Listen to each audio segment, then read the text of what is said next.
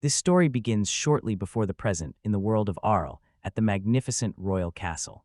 An official in the grand throne room announces the arrival of Heisenmarki, Elbil. A powerful duke watches the scene, his stern face showing he recognizes the approaching figure. He dismisses the rumors that Al Vale resents being exiled to the old capital.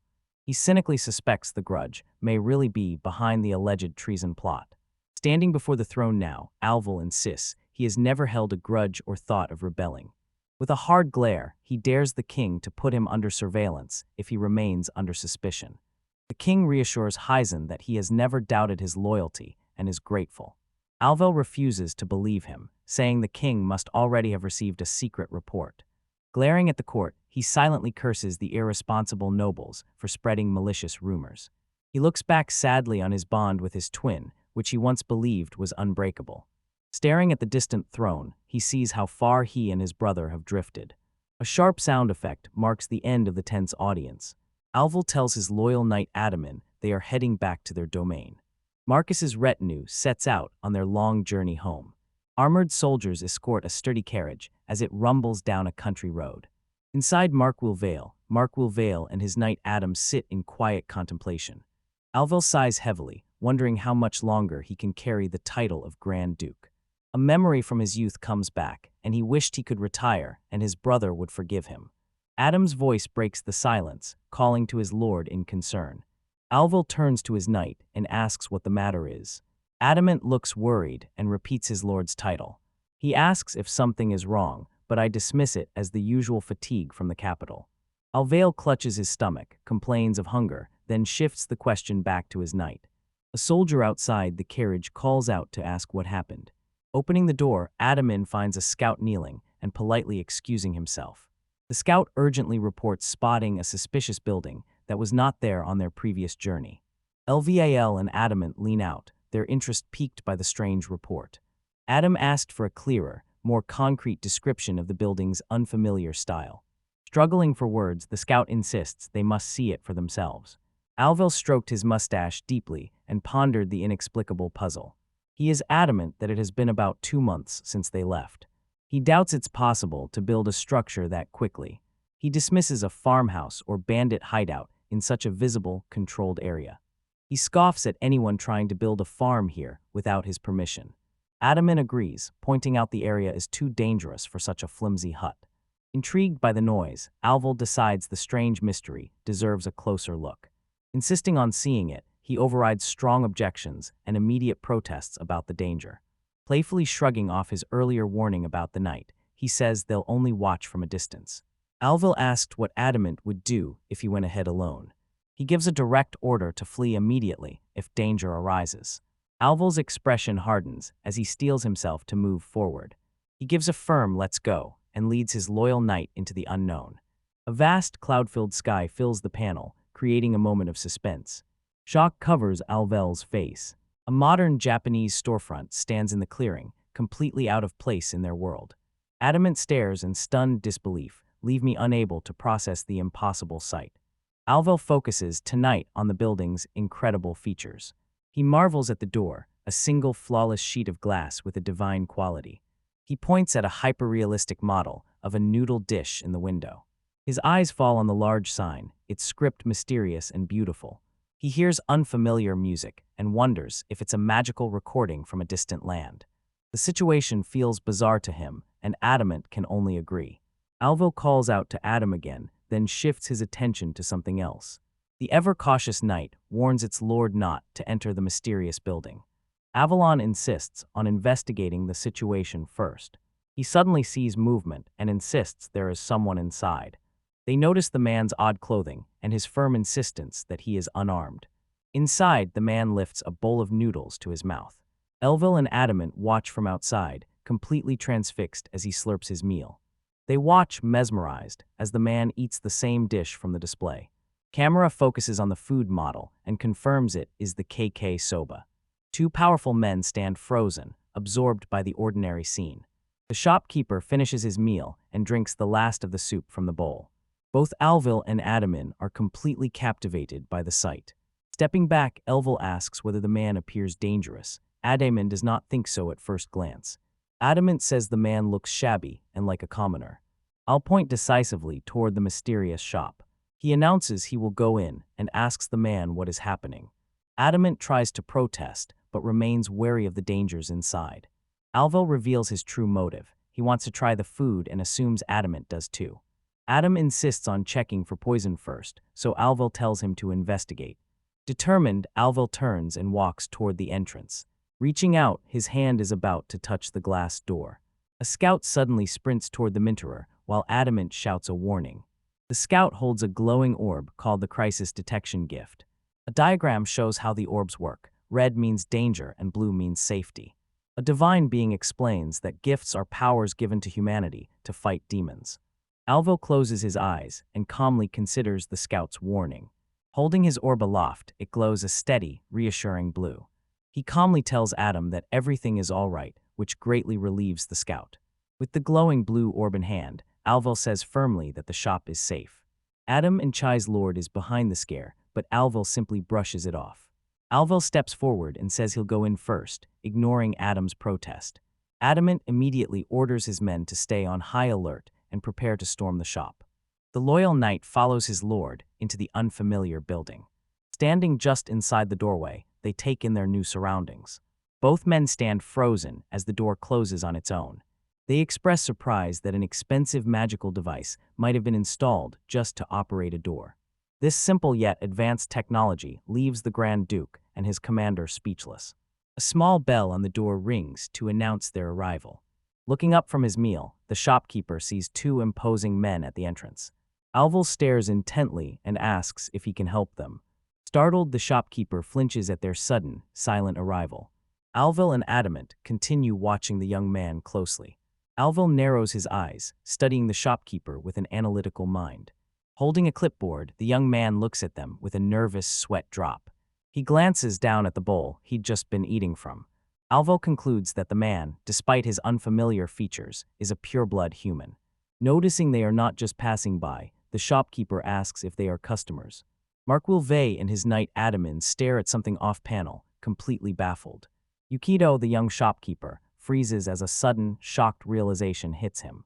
Yukito starts sweating and grows flustered under his visitor's intense, questioning stares. You could nervously ask if they might be customers. I'll monitor him overnight before confirming that, yes, they are customers. Professional relief washes over Yukito, and a shy smile forms. You could have straightened his entire demeanor into crisp confidence. Alveil and Adamant are briefly stunned by his sudden transformation.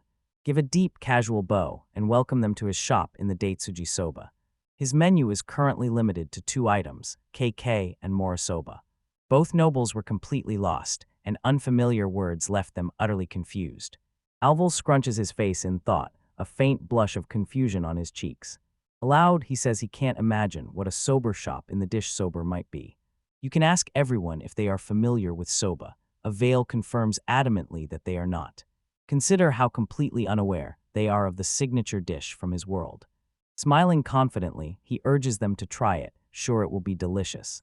Alvel's stern face softens into a wide, boyish grin as he eagerly accepts the offer. You could glance at the large retinue outside and confirm the meal is meant for just the 2 of them. After taking their order, Alveil decides they'll both have the cake soba. Show acceptance with a polite bow and gesture them towards an empty table. 2 imposing nobles approach a table, clearly out of place. Behind the counter, Yukito watches his first, very strange customers sit down. Avalda Smith urged Adam and cautioned to simply enjoy the experience. Adam and Size accepted his lord's impulsive decision to trust the strange shop. Alvel startles when a glass of ice water is placed before him. You could cheerfully serve them their water, leaving the 2 powerful men speechless.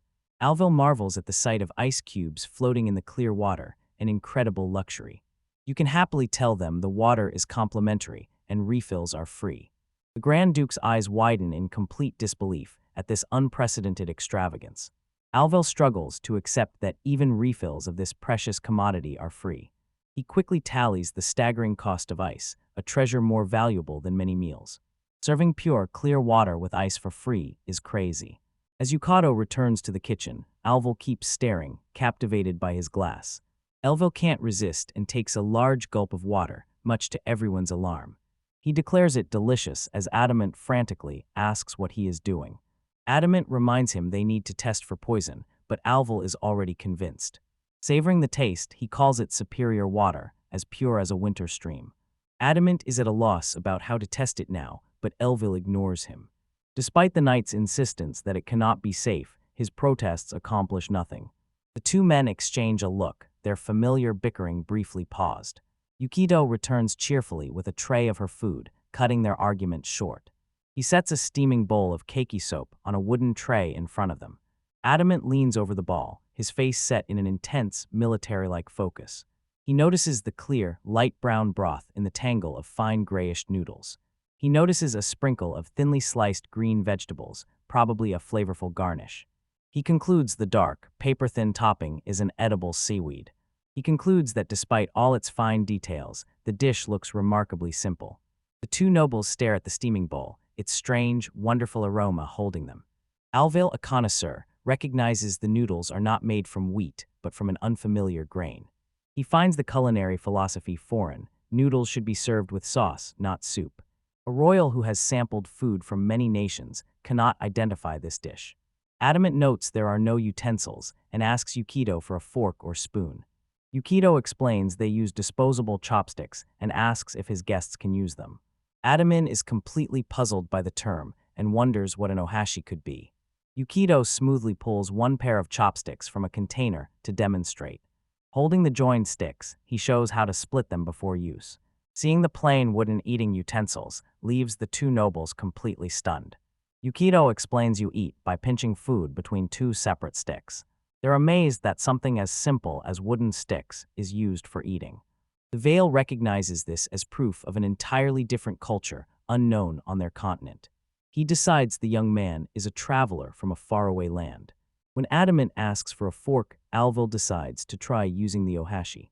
Adamant eats with eat together, while Alvel fumbles comically with unfamiliar chopsticks. At first, his attempts to grab the noodles are clumsy, but he stays determined. He laughs softly at his own awkwardness and finds a quiet charm in the simple tools. After choosing a new strategy, he decides to taste the soup first. Lifting the heavy ceramic bowl to his lips, he takes a careful sip of the broth. The moment the soup touches his tongue, his eyes fly open in sheer astonishment. The flavor explodes, carrying both of them into a vibrant, teeming underwater world. Alvo closes his eyes and savors the fragrant aroma and the mellow, perfectly balanced saltiness. Warm, comforting heat from the broth spreads from his throat down into his stomach. Cradling the bowl with reverence, he tells himself this is a truly supreme dish. The taste is clearly from the sea, but it has none of the usual unpleasant fishiness. The flavor is crystal clear, like reclining beside the pristine blue waters of a southern sea.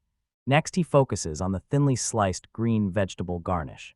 He loves its crisp crunch and refreshing, mildly spicy flavor. Now he understands the purpose of the tasty green vegetable topping. He and Adamant both agree the taste far exceeds anything they imagined. After tasting the soup, Alvel says it's time to try the noodles. Refocusing, he picks up a small bundle of noodles with his chopsticks. Lifting the glistening noodles from the bowl, he makes a satisfying slurp. Noodles hang in the air, dripping with rich, savory broth. A perfect mouthful of noodles is lifted up, ready to be tasted. Lifting the noodles to his mouth, he takes his first important bite. Eagerly, he slurps them down, fully embracing the foreign eating custom. A new wave of flavor carries him to a peaceful pasture with a shepherd and his flock. The firm, chewy texture strikes him, so different from spaghetti that holds the soup's flavor. It has a divine taste with a distinct sweetness and a nostalgic, rustic aroma. Swallowing the mouthful, the rich flavor sinks deep inside him. The meal's plain, honest taste brings a brief, unexpected release. It pierces the memory of the royal court's heavy, oppressive atmosphere. As Grand Duke and the king's brother, he feels the heavy weight of his duties. Amid his turmoil, he finds deep peace in the simple bowl. He can hardly believe a dish from another world could bring him such comfort. He discovers that this simple soba is unexpectedly deep, its flavor reflecting the complexity of life.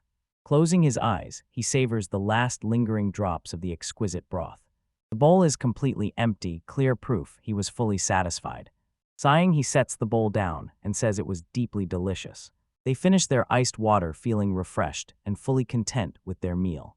Smiling, Yukito approaches their table and asks if they were satisfied with his soba. Markwil Vale and his knight Adamant feel deeply satisfied after their meal. Drinking deeply, Alval declares the shopkeeper has become a great benefactor to them. Adamant agrees, admitting he has never tasted anything this delicious, not even in the capital. He regrets that his king cannot enjoy such a wonderful dish. Yukito, the shopkeeper, walks up to their table and thanks them for their kind words. Both nobles look up, confused as Yukito pauses mid-sentence.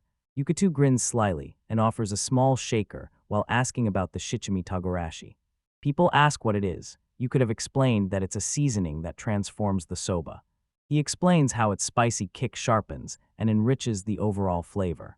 Alvil and Adamin are stunned and ask whether such a thing is really possible. Both are seized by a desperate, burning urge to try this new taste. Avail orders another bowl for both of them, and Adam agrees to indulge his lord. Alvil booms his confirmation to Yukito, who bows deeply. Yukito is ecstatic, clenching his fist in a quiet, triumphant yes.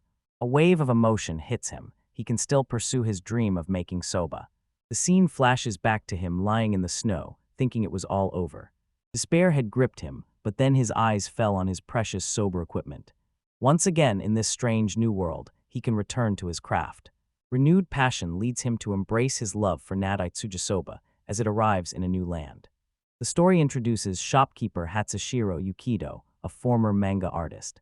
Shortly after graduating from university, he landed a weekly manga serialization.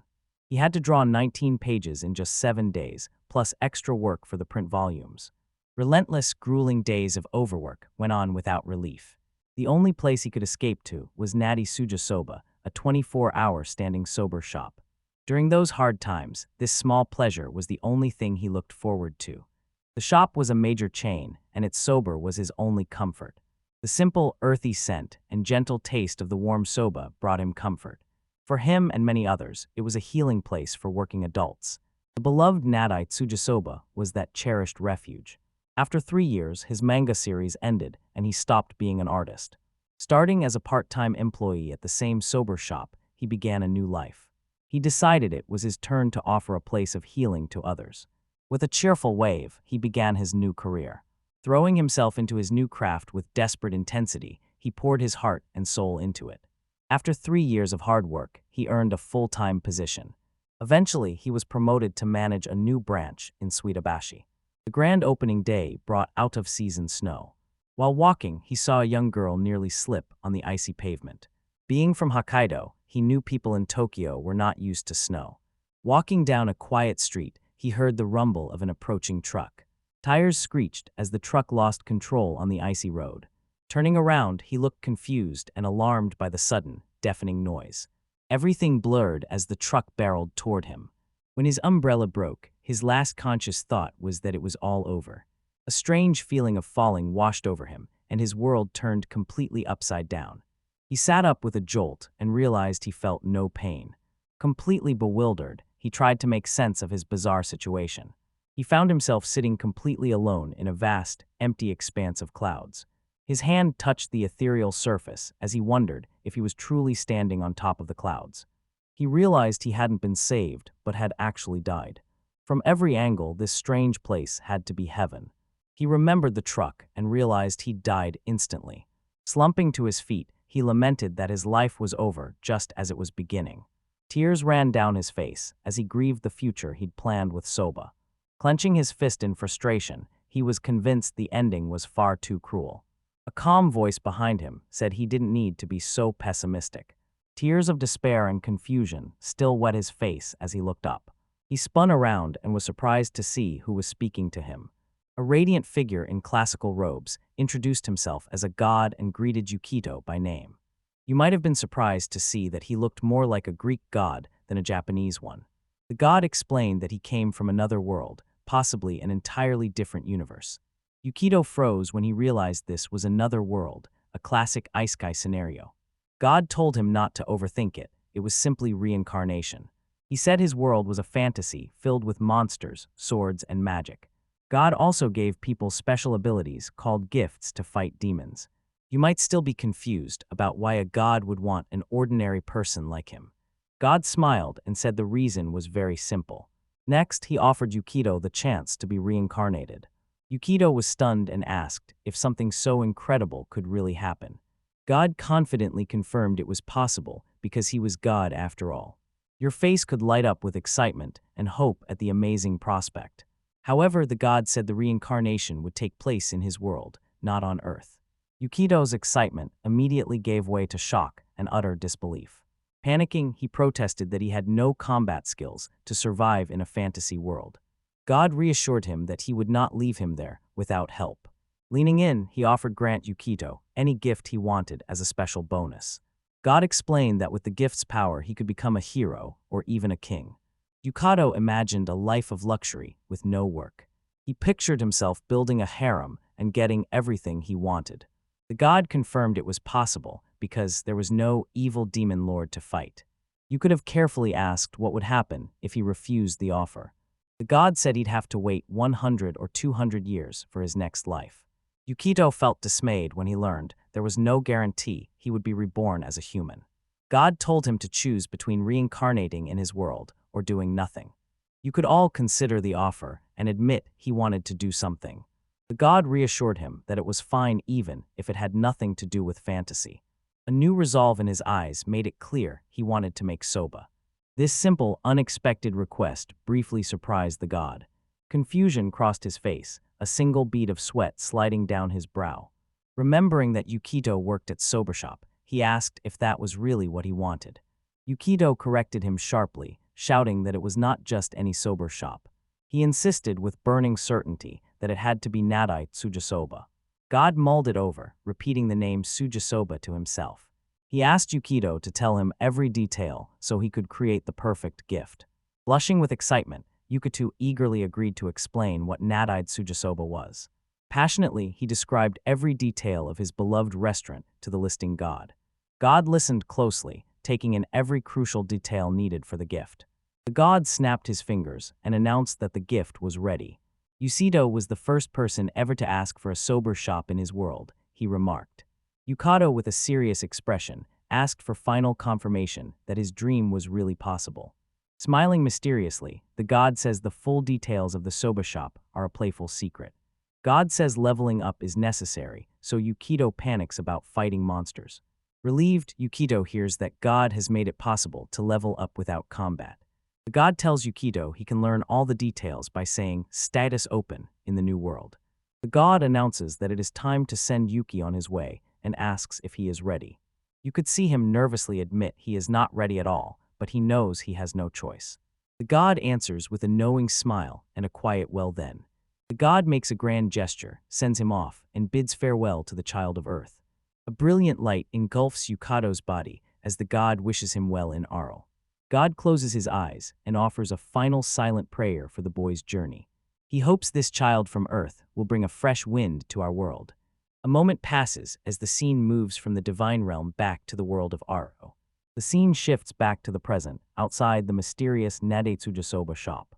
Two empty bowls, one with a fork and the other with chopsticks, signal that the meal is over. Alval praises the kakesoba, saying it has soaked into his tired bones and revived him. Formally, he introduces himself as Heisenmarki's Elvil, the Lord of the Stonemen. He then introduces his companion, Gashu Adamant, the commander of the Alveol Knights.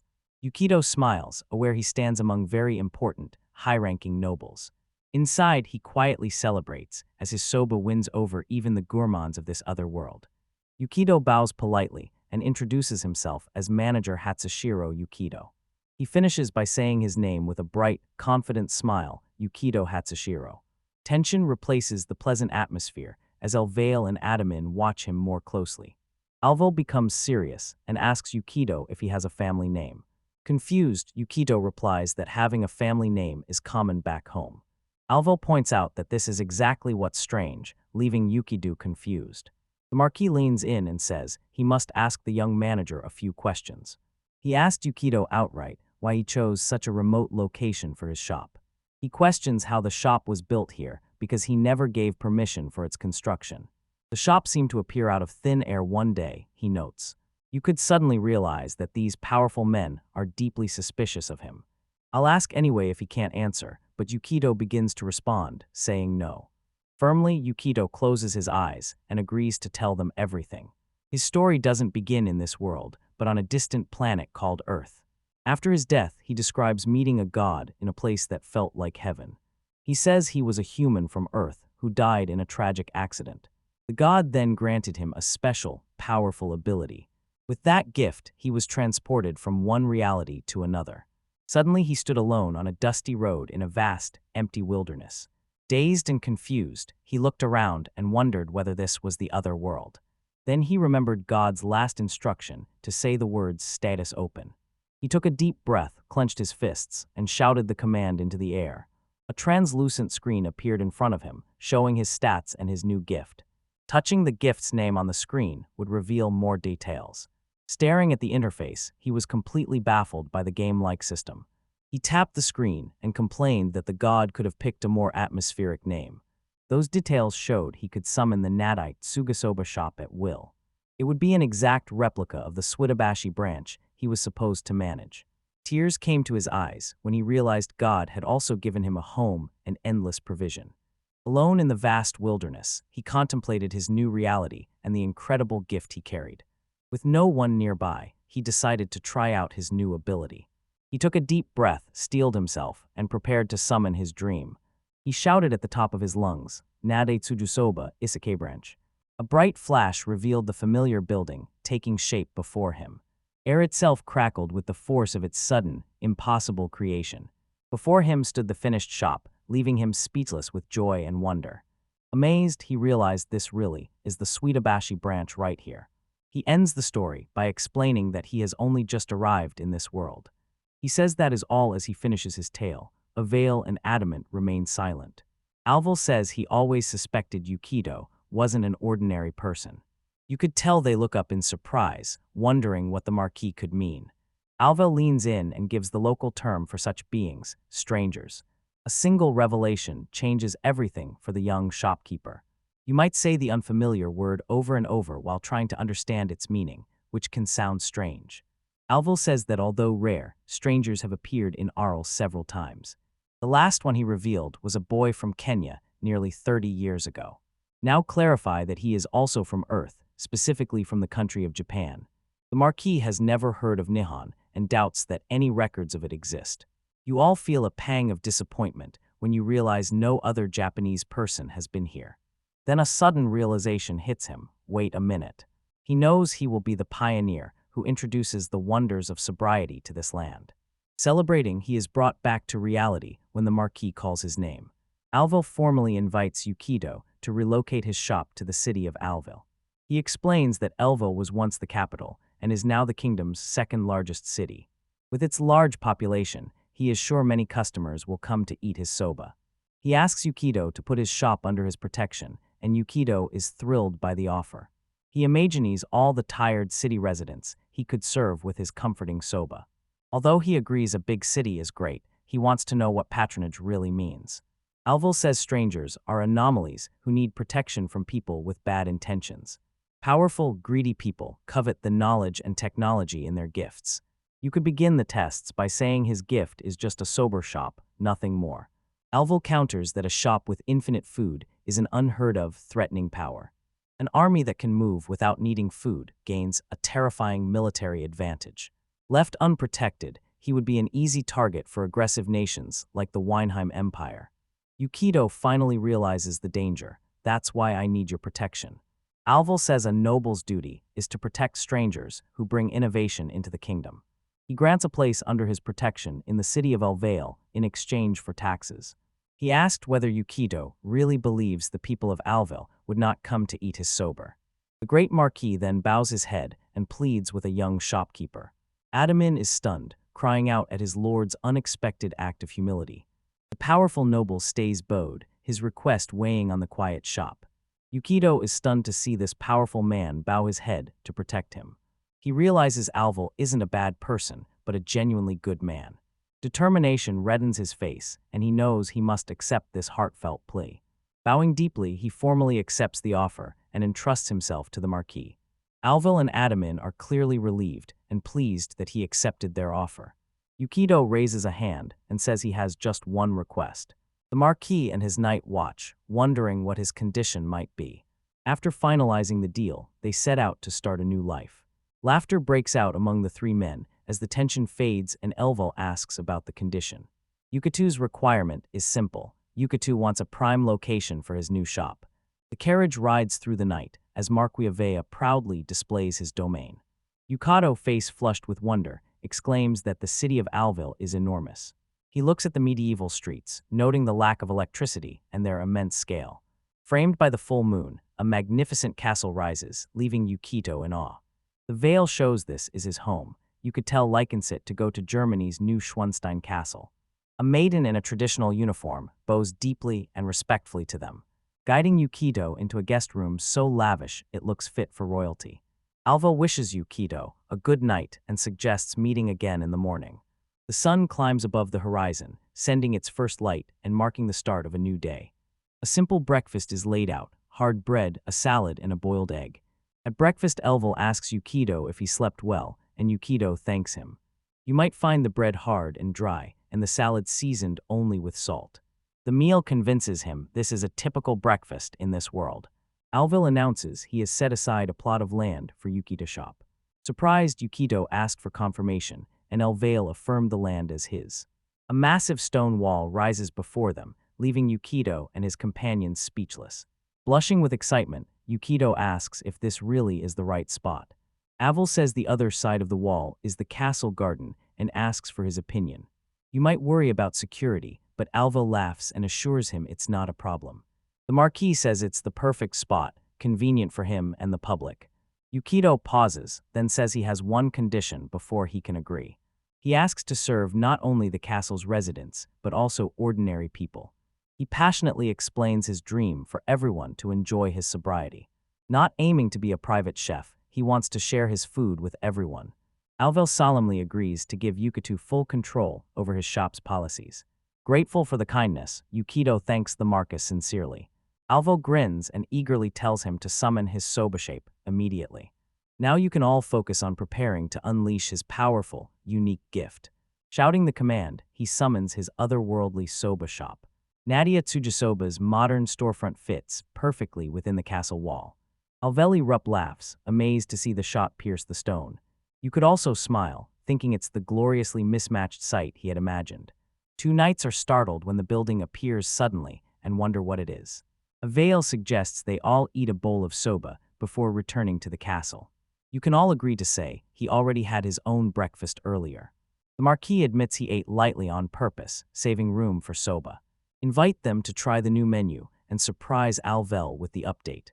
Grinning, he explains that his gift leveled up and unlocked new dishes. Two steaming bowls arrive, wakame soba and horenso soba. Alvel takes a bite, closes his eyes in bliss, and says it is delicious. A text box shows Yukito's gift and explains the new menu unlocked by his level up. A group of knights looks at their bowls, puzzled by the unfamiliar food. Alvel confidently urges them to eat, assuring them they will taste the otherworldly dish. That night he nervously lifts his bowl and prepares for his first hesitant bite. His eyes snap open in shock, utterly captivated by the incredible flavor. The knights respond with praise, amazed by the rich soup and unusual toppings. Elvel leaves, promises to return, and Yukito thanks him for his patronage. You might glance at the clock and smile, wondering when the next customer will arrive. Time drags on, no one comes, and his smile turns into nervous sweat. Slumping to his feet, he laments that he has no customers at all. Peeking outside, he finds the locals wary and keeping their distance from his shop. He's thinking about going outside to drum up some business himself. Commander Adamin suddenly arrives with a group of his knights to announce their visit. Adamin says they were tied up with morning duties and have come for a meal. You could, though, happily offer them the new menu, piquing the commander's interest. Two new soba bowls appear in mouth-watering detail. Adamant notices the new toppings, while his subordinates try to guess what they are. The commander guarantees the food is good and tells his men to eat without fear. A young knight hesitantly takes a bite with a fork, a faint blush on his cheek. Slurping the noodles, he closes his eyes as he savors the unique flavor. His eyes snap open in utter amazement, while his companion watches in surprise. Now the whole group of knights is noisily slurping their soba. Yukatabaims watches as the satisfied men loudly ask for second helpings. Their bowls are scraped clean, leaving only chopsticks inside. Leaving, they promise to return to tell their comrades. Please clear the empty bowls, because the young men have hearty appetites. Pausing mid-task, he looks confused when he hears a sound. A notification appeared, and he gasped as he realized his gift had leveled up. The text panel describes his level 3 gift and lists the new menu items. Consider the new additions, including Hayashi Tanuki Soba. A sudden dawning realization crosses his face, and he stops. He sees that the next level requires a staggering 100 customers. Panicking, he clutches his head and realizes the requirement has increased tenfold. Panic fades and is replaced by a determined, confident smile. Curry rice and curry rice set flash dramatically across the panel. A tasty serving of curry rice included in a soba set is shown. Yukito clenches his fist, sure that curry is loved by everyone. He insists no one can resist curry's bold, mouth-watering flavor. He fondly remembers how the Korean soba set sustained him during his years as a manga artist. Rubbing his hands together, he is eager to make his beloved curry rice again. A customer steps over the threshold and the doorbell chimes. A sound startles Yukito while he washes the dishes. Turning around, he calls out in a professional, cheerful tone, "Welcome." His smile fades into a puzzled expression when he sees his guest. A lone figure in full plate armor stands silently at the shop's entrance. The visitor is a young woman sobbing, tears streaking her face. You could cautiously approach her and ask if she is a customer. She covers her face with her gauntlets and begins to wail. Grief brings her to her knees as Yukito watches in shock. Camera focuses on the shop sign reading Nadai Tsujisoba overhead. The armored woman apologizes for crying and for making a scene at the entrance. Please suggest she must be hungry because her stomach is growling. He wonders why the person suddenly burst into tears when they entered. She looks up at him, her expression sharpens into intense focus. With desperate hope, she asks whether this really is a natty Tsujisoba shop. To everyone's surprise, Yukito confirms it is his establishment. Clutching her chest, the woman breathes a deep sigh of relief. Leaning forward, her voice a whisper, she prepares to make a request. As she asks if they have Hayashi Tanuki Soba, Yukito is left completely stunned. Hands clasped, she repeats her plea, her eyes shining with hope. Yukito, taken aback by her serious expression, wonders how she knows about soba. Clutching his hands, she begs to be served a bowl of Hayashi Tanuki Soba. He wonders who this mysterious woman might be, his mind full of questions. If she truly wants soba, he will gladly grant her request. With renewed energy, he welcomes her in and tells her to take any available seat. Relief and gratitude light her face as she thanks him for his kindness. Back in his kitchen, Yukito gathers himself and focuses on the task ahead. Using a strainer, he lifts the freshly boiled noodles out of the steaming pot.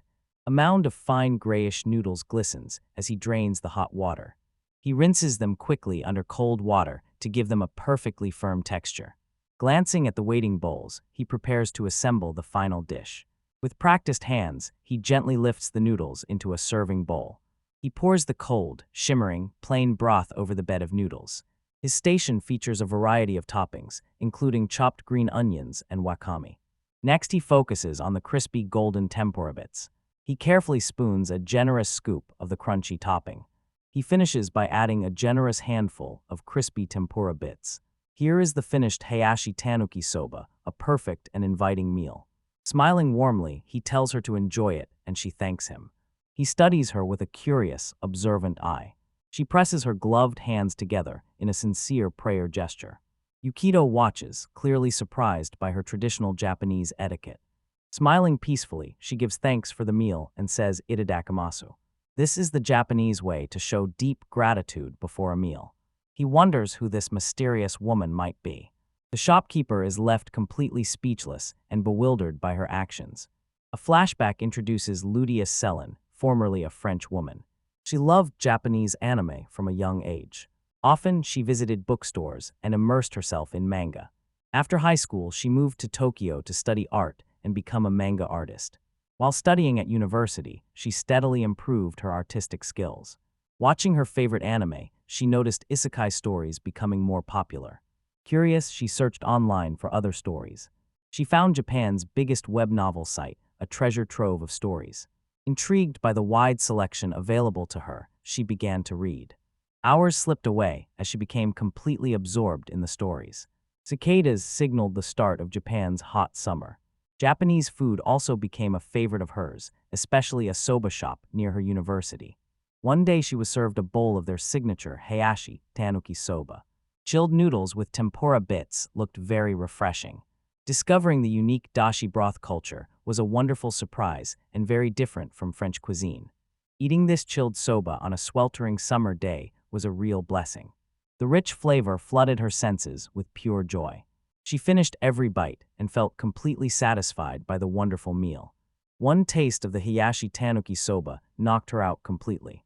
Before long, the staff recognized her on sight as a regular. Her aunt had married a Japanese man and lived in Tokyo, which gave her a local connection. Her kind uncle often took her to his favorite sobasha nearby. All three sat together and shared a comforting meal. He showed her how enjoyable beer is with a savory croquette.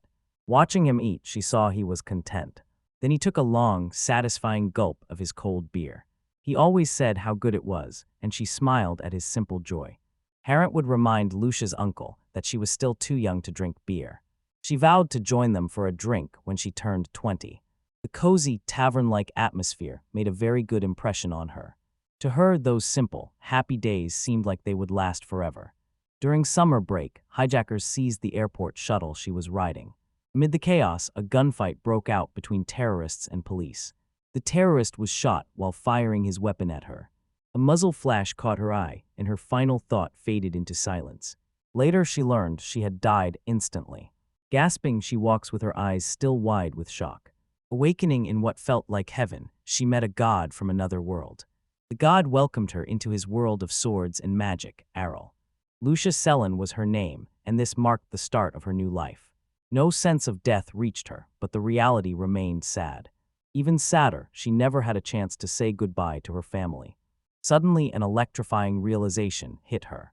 As in her favorite anime, she had been reborn into another world. Eager to save the world, she volunteered and promised to take on any great mission. So God gave her a powerful gift. She gained the legendary, powerful Sword King ability. Determined and smiling, she said she was ready to go save the world. Her new friends asked what evil forces she meant. The world seemed peaceful. They told her the great wars had ended a very long time ago. Some were disappointed that the demon lord had already been captured. Horrified, she discovered the world was incredibly peaceful and her gift was wasted. Her party suggested they become dungeon explorers, which sounded unheroic. Those adventures brought misery and left her comrades wounded and helpless. She was forced to keep using her healing powers on her constantly complaining party. Upset by the terrible food, she complained about the hard bread and the flavorless soup. Lonely nights were the hardest part of her disappointing new life. Tossing and turning, she could not find comfort or rest. She cried, saying she could not be a hero like the characters in her favorite anime.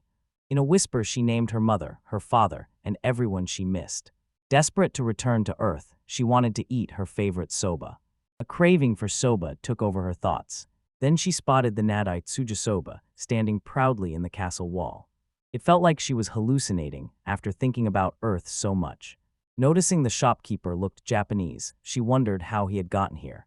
How did he get tools like a gas stove from Earth to this world? She had many questions but ate first and gave thanks. No words could better describe this magnificent bowl of soba. Steadying her hand, she reached for a pair of chopsticks. A familiar, satisfying crack split them apart as she pulled. Nervousness washed over her because she had not eaten this in 2 years. Her chopsticks shook slightly as she prepared to take the first bite. With care, she lifted a perfect mouthful of the shiny noodles. Moving them closer, she let a single promising drop of broth fall. Glistening soba noodles reflect the light, and their simple beauty captivates her. Slurping with satisfaction, she takes her first bite and savors the moment. Its firm, chewy texture is far from hard, tasteless bread. 2 long years later, the rich aroma of soba fills her senses. Savory tempura bits cling to the delicious noodles, which she notices. A small, satisfied smile crosses her lips as she decides. Crunchy, fragrant flavor bursts into a fireworks display of deliciousness. Whispering to herself, she says this simple meal is truly delicious. Next, she tries the guacamole. Its unique texture is a perfect match. Then she savors the sharp, refreshing taste of the green onions. She returns to the satisfying crunch of savory flavors. Bite after bite, she can't stop herself. Soon the bowl is empty, proof of how much she enjoyed it. Yukito asked if she enjoyed it, and she confirmed it was delicious. Just as he turns to go, she suddenly grabs his arm and holds him back. "Wait," she cries out, startling the surprised shopkeeper and another customer. Leaning in, is she accusing him of being a reincarnated stranger. She presses on and correctly guesses he is from Earth, specifically Japan. Yukito is stunned and can't understand how she saw right through him. Panic rises as he remembers he was told to keep his identity a secret. He suspects she is merely a dungeon explorer who heard some rumors. Remembering his gift protects him, he knows she means him no harm. Nervously, he asked how she could have known his secret. Laughing, she apologizes for startling him with her sudden accusation. Smiling brightly, she reveals she is also a reincarnator. Stunned, he asks whether she really is a reincarnator like him. His appearance is unusual in this world, and he thinks about it. The locals liked the Grand Duke at night. He was a pure Caucasian. The woman in front of him also has Caucasian features. She says she seems like a local, but is originally from France. A flash of the Arctotrium crosses his mind. He remembers the last stranger found here was a boy from Kenya. Strangers were protected, but she feared corrupt nobles would take advantage of her. Her first appearance was near Olor, under the rule of a notoriously corrupt viscount. Fortunately, the Grand Duke of this realm detests that kind of corruption. He sympathizes and understands the fear of being at a powerful person's mercy. He realizes just how lucky he was in his situation. Laughing, she realizes she never properly introduced herself. Lucia introduces herself, and he has hot Suxero Yukito. Hatsushiro makes her pause with a flicker of recognition. She says her aunt married a Japanese man, also named Hatsushiro. It's a coincidence, she says. Her uncle's name is Hatsushiro Yukihito. You could see their eyes widen in complete shock at the name. Grabbing her shoulders, he forces her to repeat the name Yukihito. He asked whether her aunt was named Amanda. Lodi is now left completely speechless by his question.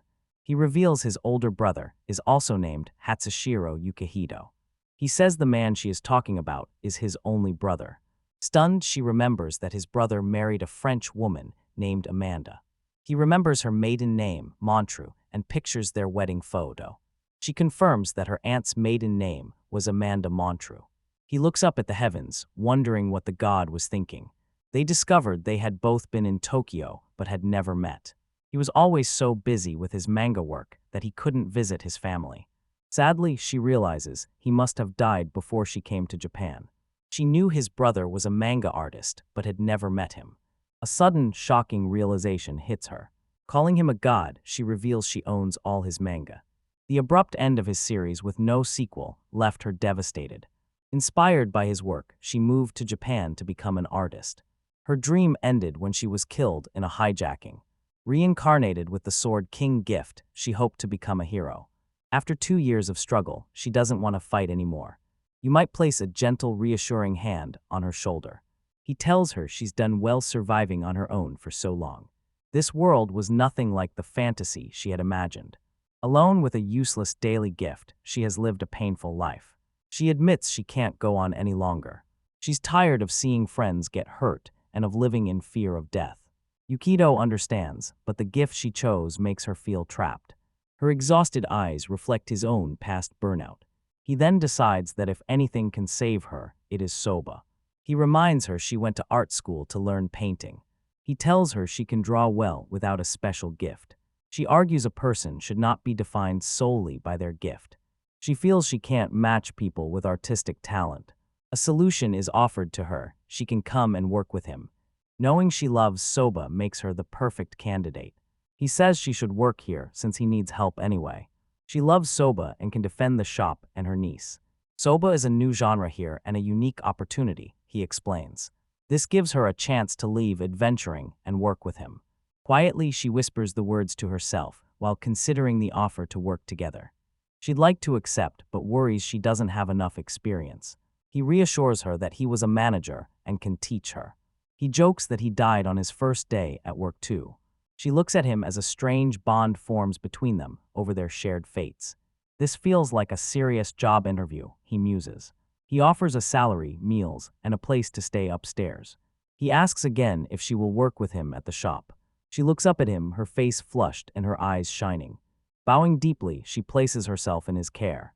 Smiling, he extends his hand and welcomes her to the team. Hope blooms across her face when he says her name. A firm handshake seals the agreement. The next day begins Lucia's new life. She immediately gets to work greeting 2 new customers. Naturally welcomes customers with a professional smile.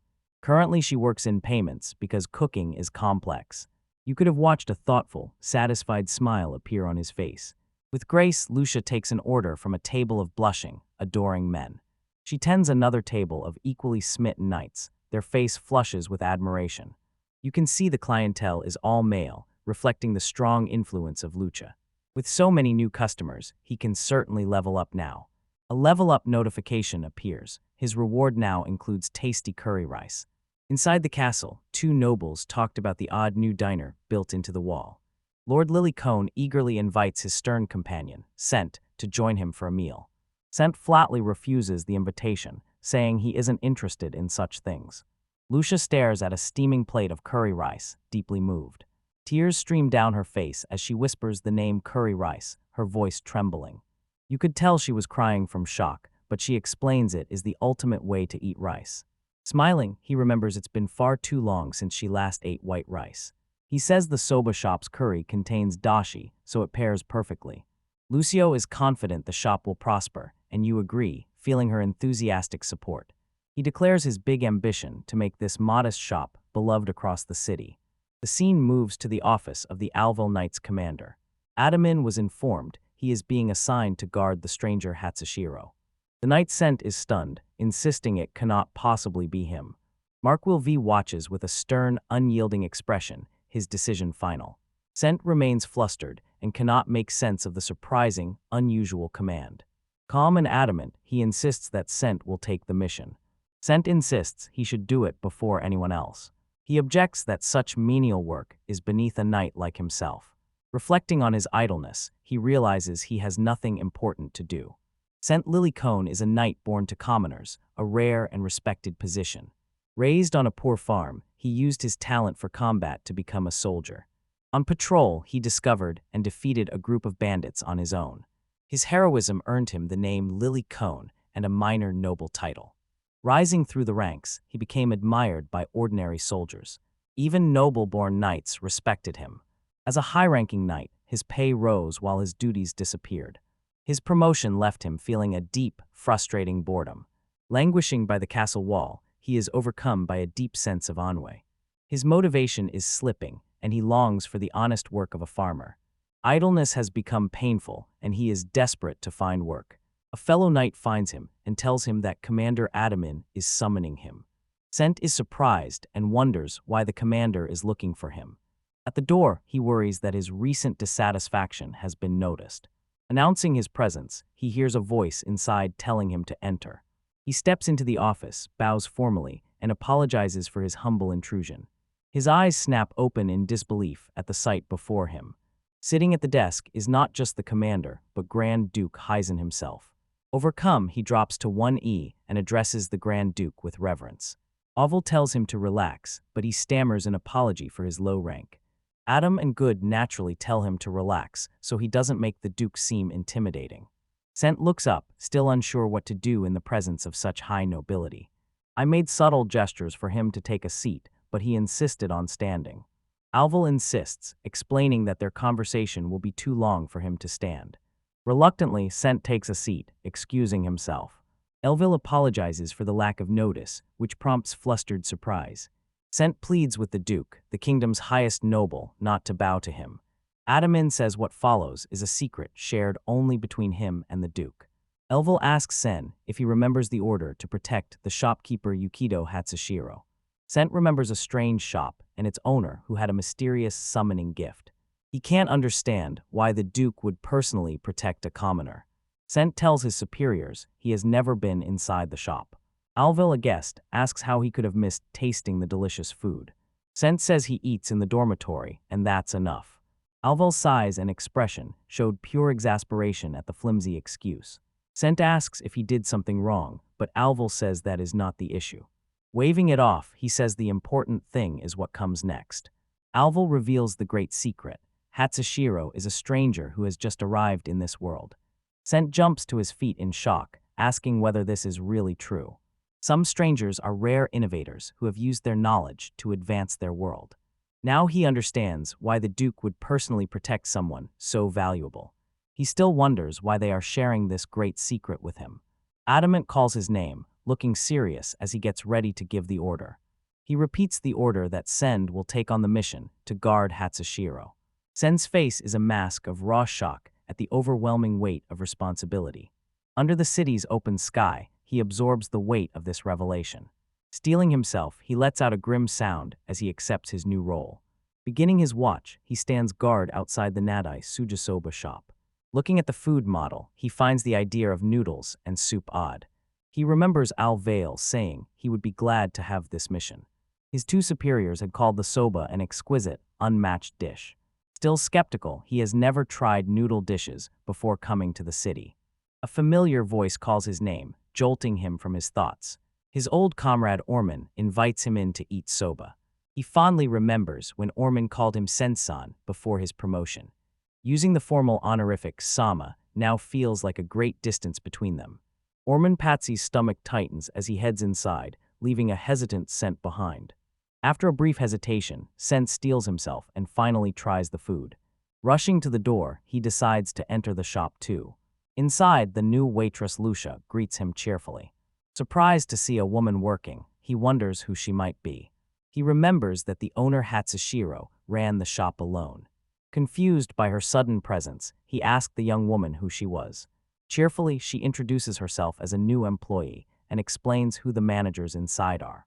She offers to call the manager, but Scent says it's not necessary. She leads him to a seat, and he thanks her a little awkwardly. Sitting down, he wears a stern expression as he scans the room. He inspects the unfamiliar condiments and the odd wooden sticks on the table. Something else in the unique restaurant suddenly catches his attention. The menu catches his eye, sleek and professional like a high-class establishment. A gloved hand reaches out to touch the strange, glossy object. His eyes widen in shock as his fingers touch the menu. Examining the hard, shiny paper, he thinks it might be from another world. These illustrations are so detailed they look like real food pressed onto the page. A small, neat smile plays on his lips as he studies the menu. Seeing the price of only $340, he is shocked by how cheap it is. Scent Lilycone stares at the menu, stunned by the very low price of 340 coal for soba. He can't see how the stranger running this place can afford to stay in business. He notices an unfamiliar dish called curry rice, a plate of white rice with brown sauce.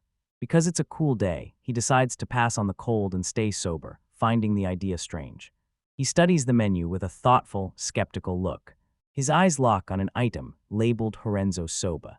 His eyes widen in disbelief as he recognizes the green topping, and he asks aloud whether it is a boy. He can hardly believe he's seeing Savoy, a vegetable grown only in the remote northern villages. A memory of his snowy hometown Hallberg comes back, where his family were farmers from Savoy. Nostalgia flickers in his eyes as he drifts into thought. He remembers his mother serving the bitter, fibrous green vegetable that all the children disliked. His grandparents would laugh and say it was a grown-up taste the children could not appreciate. A young Scent remembers how he too struggled to eat the tough vegetable. His brother nudges him and urges him to eat the healthy greens, but he stays unimpressed. He remembers his brothers playfully trying to make him eat the oily foods he disliked. At that moment, the boys at the other table were eagerly ordering as Lucia approached him. A strange clicking pen catches his attention when Lucia uses it to take orders. Ludius smiles warmly and asks him what he'd like to order. Orders were sent to the Horenzo soba, assuming the pen is another artifact from Earth. Smiling brightly, Lucia confirms his order. She calls to the kitchen for 1 Lorenzo soba. Yukito's cheerful reply startles Scent, who doesn't realize the manager is so close. Determined, he does his duty while the covert ops team keeps watch. Looking around, he finds it odd that the shop has only male customers. The camera opens on the soba shop's simple, clean interior. He hears Lydia humming a cheerful tune and guesses it's a song from Earth. Lucia surprises him with a free glass of iced barley tea. Holding the sparkling glass, he is pleased by the unexpected luxurious treat. Lucia returns and announces that his order is ready. A tray with a steaming bowl of Hirnzo soba is set before him. A close-up shows the beautifully arranged bowl of soba. Sen stares at the dish, a faint blush on his cheeks, clearly captivated. Staring at the broth, he marvels that a brown soup can be so perfectly clear. He observes the rustic gray noodles resting in the pristine soup.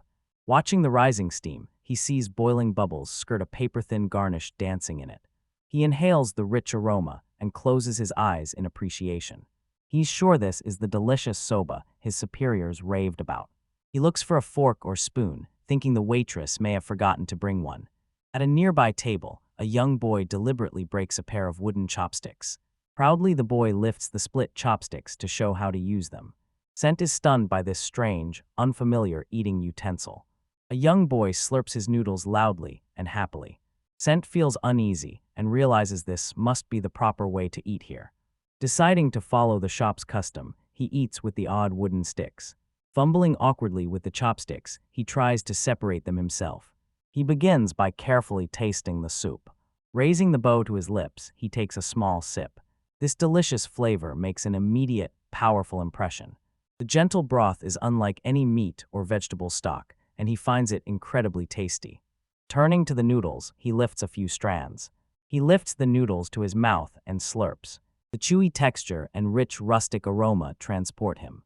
A pleasant warmth spreads through him as he savors the taste. A smile spreads across his face as he finally understands why his superiors were so excited. He realizes this warm soba is what soothed their teens' hearts. Warm-up finished, he moves on to the main event. All his attention is on the pile of Savoy. 15 long years have passed since he left home, he remembers. 10 years have passed since he last ate Savoy, the taste of his past. With steady hands, he lifts a single piece of the green vegetable with his chopsticks. He notices the deep green color and wonders if it's a different variety. Lifting a piece of Savoy to his mouth, he tastes it for the first time. His eyes snap open as shock hits him while he bites down. A tender leaf makes a crisp, satisfying crunch that surprises him. He swallows, stunned and reeling from the unexpected flavor. He marvels that the one-stuff, bitter vegetable is now tender, with a rich, balanced flavor. He closes his eyes and savors the rich taste. Transported back to his childhood, he realizes this is the true taste of his homeland. A small, knowing smile plays on his lips. He remembers complaining about the Savoy with his brothers. Tears fill his eyes, and what he disliked as a child tastes delicious now. Taking another bite, he tells himself he never really hated it. Moved to tears, he remembers his happy family while eating the delicious meal. He remembers sending the last letter home 2 years ago. He decides to write to his family soon to let them know how he's doing. After working so hard, he feels he has earned a long vacation to go home. At another table, Elf notices the knight crying as he eats. She wonders whether he was moved to tears by the sheer deliciousness. Taceria the elf smiles blissfully and agrees this otherworldly food is amazing. 1 week earlier, the scene flashes back to outside the mysterious soba shop. At last, Taceria thinks she has arrived. Standing in front of the building, she tells Jasoba it is Natty. The elven gift researcher is eager to explore the legendary, otherworldly cafeteria. In a memory, a fellow researcher warns her that contacting strangers is forbidden. She remembers hearing the news that a new stranger had appeared after 30 years. Chosen from many volunteers, she was the only researcher selected for this special mission. Marquis Cantus, her handler, ordered a covert investigation at the stranger's request. Determined to honor the Marquis's agreement, she vowed to uncover the secrets behind the gifts. Last week, her investigation began when she noticed something inside. Peeking through the door, she sees a group of thugs already there. As the automatic door slides open, she realizes it must be a magical device. Inside, the men are aggressively pressing the chef to teach them his recipe. Yukito, the manager, politely explains that his ingredients are not of this world. Taceria correctly figures out that the friendly young man is the stranger. The men get angry and accuse Yukito of hogging the curry. They threaten him, warning that he will regret refusing. You could oppose Lydia Beck while she cries out his title, manager. Nearby customers are shaken by the sudden violent confrontation. Lucia quickly grabs one of the thugs and throws him out of the shop. Taceria blushes, clearly impressed and captivated by Ludia's powerful display.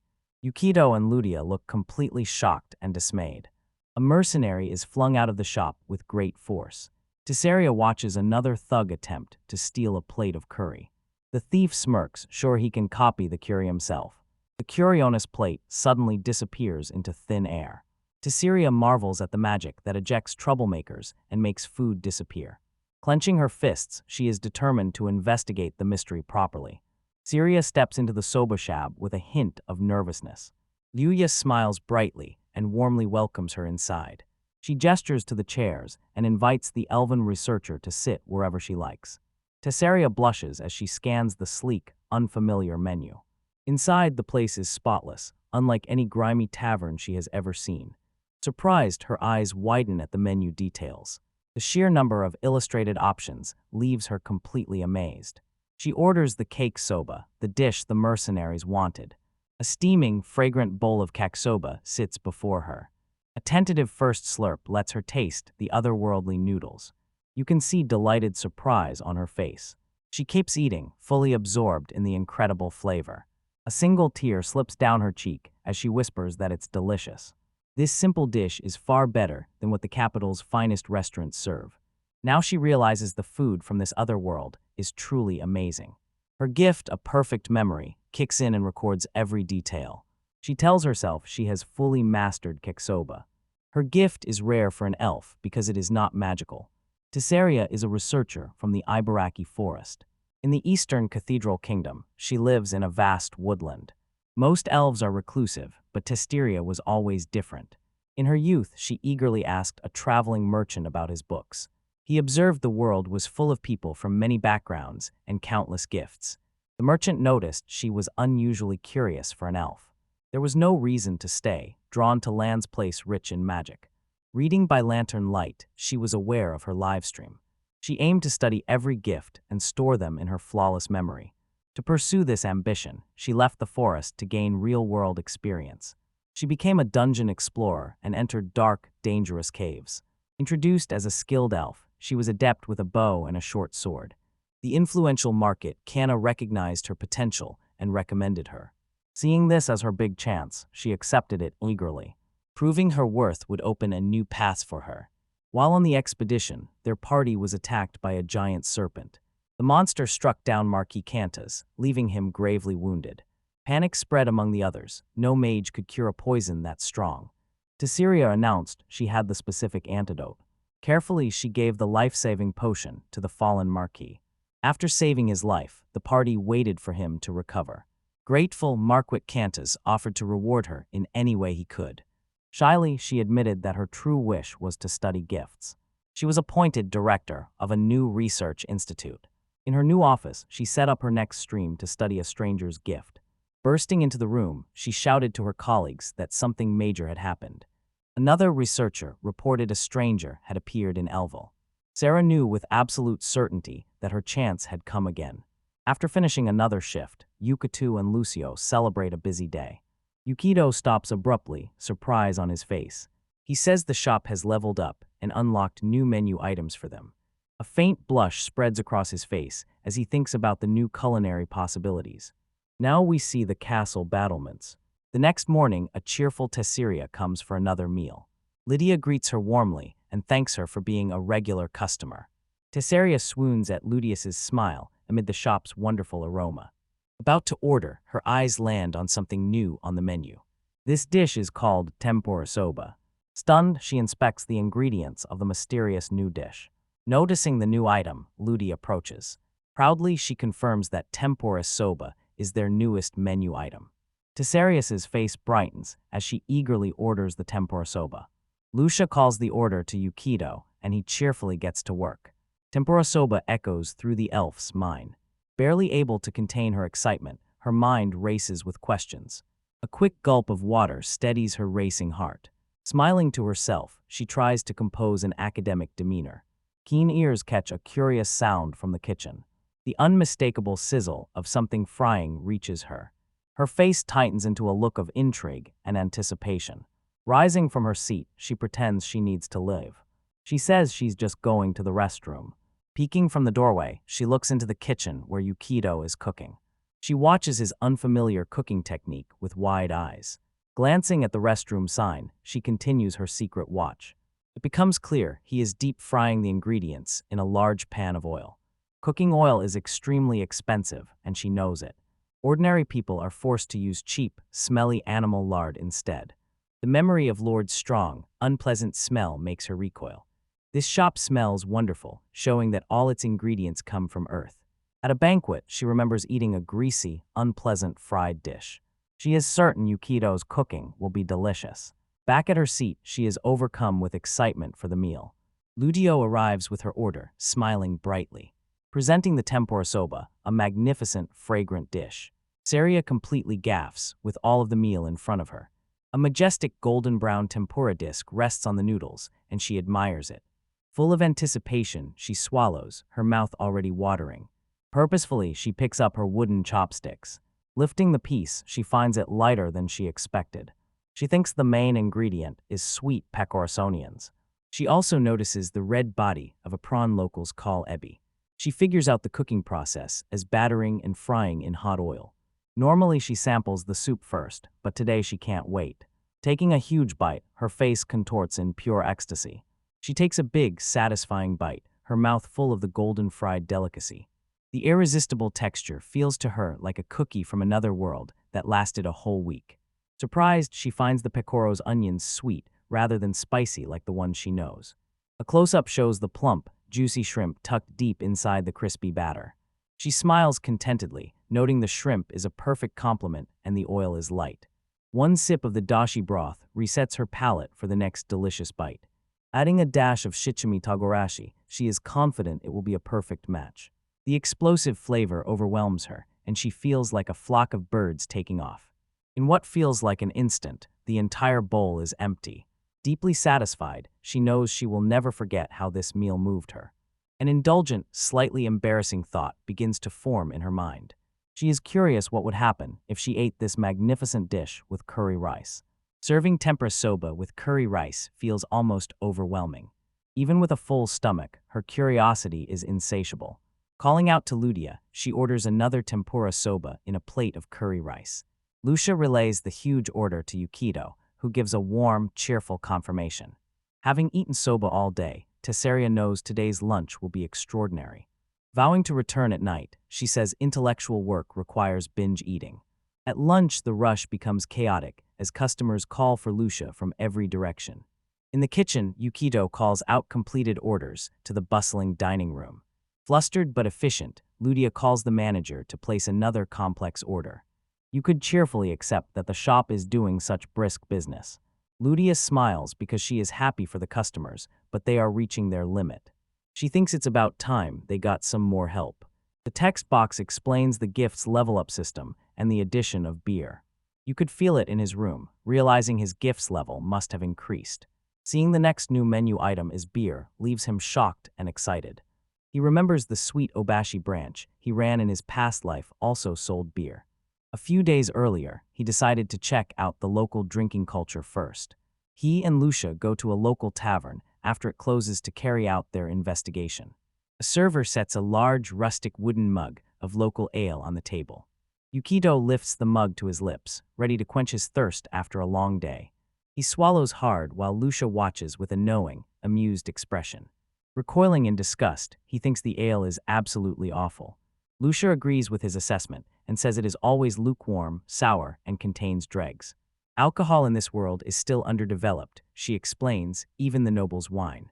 She says a decent lager exists, but the Weinheim Empire has a monopoly on it. Yukito is stunned to discover there are no distilled spirits like whiskey here. Lucia says the dwarves' famous firewine is just ale with medicinal herbs. He could tell this world's brewing technology was far behind his own. A brief flash shows Lucia sharing a meal with her uncle back in Japan. Wistfully, she tells Yukito she has always wanted to try beer. Yukito paces, realizes he needs to hire a new employee before he can start selling beer. Finding someone as capable as Lucia would be a miracle, he thinks. Realizing he must hire a local person, he considers who would be suitable. He decides to ask Lucia for her suggestions the next day. The next day, a pleased customer thanks Lucia for the tasty meal. In the kitchen, Yukito calls out to Lucia as the rush starts to die down. Now that things have calmed down, he tells her to take a break. The wall clock says it's already well past 1 o'clock. Yukito tells Lucia he'll watch the front while she enjoys her staff meal. Lucia goes to the back to check the manager's special original menu for today. Blushing, she gasps at the sight of the magnificent meal Yukito has prepared. A massive golden-brown cuckager named Dawn sits in a large bowl. Wiping her brow, she says the special dish looks incredibly delicious. Pressing her hands together in thanks, she begins to eat. Lifting the bowl, she inhales the rich, savory scent of the fresh tempura. A close-up of the tempura highlights its crisp, freshly fried sound and texture. She picks up a large piece of mixed tempura with her chopsticks. Anticipation shows on her face as she lifts the first bite to her mouth. She takes a huge, satisfying bite, the loud crunch echoing through the panel. Savoring the rich onions, she plumps the shrimp. An orchestra of onion-headed musicians represents the symphony of taste in her mouth. Closing her eyes, she savors how wonderfully luxurious the dish is. Her eyes snap open as she realizes the meal isn't over. She bites the fluffy rice, savoring its texture and gentle sweetness. Kakiag's savory flavor melts into the rice. A bright smile crosses her face as she savors the perfect harmony of tempura and rice. Chopsticks deliver the perfect bite of crispy tempura and fluffy rice. The satisfying crunch is emphasized as she chooses. A sudden realization hits her as she looks down at her nearly empty bowl. She lifts the bowl, surprised she managed to eat it all. She spots the nearby pot of steaming dashi broth and has an idea. Smiling cleverly, she chooses the perfect way to finish her meal. Yukito says his former coworkers used to pour dashi over their leftover rice. Lucia sips the warm, savory dashi-soaked rice inside the tempura. The broth's sudden heat makes her gasp in surprise. A soft, deeply satisfied smile settles on her flushed face. Devouring the rest of the meal, she says it's the best. Rich umami from the tempered oil has fully infused the dashi broth. Lifting the bowl, she brings it to her lips and drinks the last of the warm soup. Kakiage, rice, and dashi flavors have blended into a perfect trio. The three simple components create a perfect harmony that amazes her. Folding her hands in contentment, she finishes her incredible meal. For her, eating such delicious food again in this world feels like a dream. Tasteless rations and awful tavern food marked her adventuring days. To her, Yukito is a savior, a bright light in her mind. Washing the dishes, she remembers Yukito asking her to find a new employee. She's trying to think of someone who can both cook and work the front. It dawns on her that most people she knows are other dungeon explorers. She feels she doesn't have any other connections in the city. A memory reveals that adventurers can cook in dungeons, but their cooking skills are basic. She realizes a skilled cook doesn't have to be an adventurer. She remembers a guild employee she once ate within a dungeon. The young man complimented her cooking, mentioning his family ran a diner. She says she remembers him as a good cook while trying to recall his name. Chap, a young man with prosthetic legs, stands on a staircase. Nadide Sujisoba's title page appears. Chap returns to his lodgings and gets a warm welcome from his elderly landlord. His custom prosthetic legs, made by a dwarf, let him live a normal life. An older man kindly tells a young man he does not need to worry about rent for a while. A new chapter opens as Chap, a young man, steps into his modest lodgings. He shuts the door to his small room, the sound echoing his solitude. Sitting on his bed, he sighs heavily, his advanced prosthetic legs fully visible. He knows he needs to find work soon to start saving money again. Chap says he used to be a guild porter and is now unemployed. A flashback reveals the horrific moment a magical trap severed both his legs.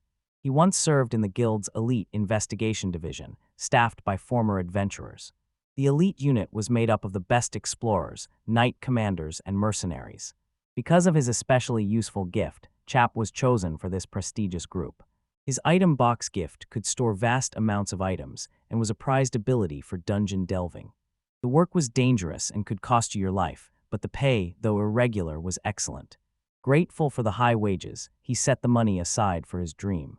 The eldest son of a family that ran a small, popular diner in a rural town. Standing beside his younger brother, he hints at family drama to come. Close-up reveals his stern yet respected grandfather, a master of his craft. The family diner became popular thanks to its unique culinary talents. He inherited his father's gift for lightning-fast cooking and his grandfather could turn plain salt into any seasoning. But Chapter Spite, the eldest, was different. His younger brother inherited a culinary gift from their family. Still, Chap loved cooking and eagerly helped his family in the kitchen. He trusted his cooking skills even without a special talent. Seeing his hard work and passion, his family assumed he would inherit the diner. At 15, he made the difficult choice to leave home. The family picked his talented brother to take over the shop and left him only a brief note. He decided not to rely on their kindness any longer, driven by his love of cooking. He had one clear goal: to save money and open his own restaurant. He began by traveling to the largest nearby city, Lvo. He headed straight to the Dungeon Explorers Guild to look for work. The gifted item box got him hired quickly as a porter. It was dangerous work, fighting monstrous beasts, but it paid well. He saved his earnings and planned to quit once he had enough money to fund his restaurant. His work brought him joy, especially when he cooked for his adventuring party. Comrades would thank him warmly as they gathered around the campfire to eat his stew. His cooking won praise, and people called it a lucky treat to have such delicious food in a dungeon. The chap would blush, pleased to receive their sincere compliments. Among his companions, everyone praised his skill at making even the simplest rations taste delicious.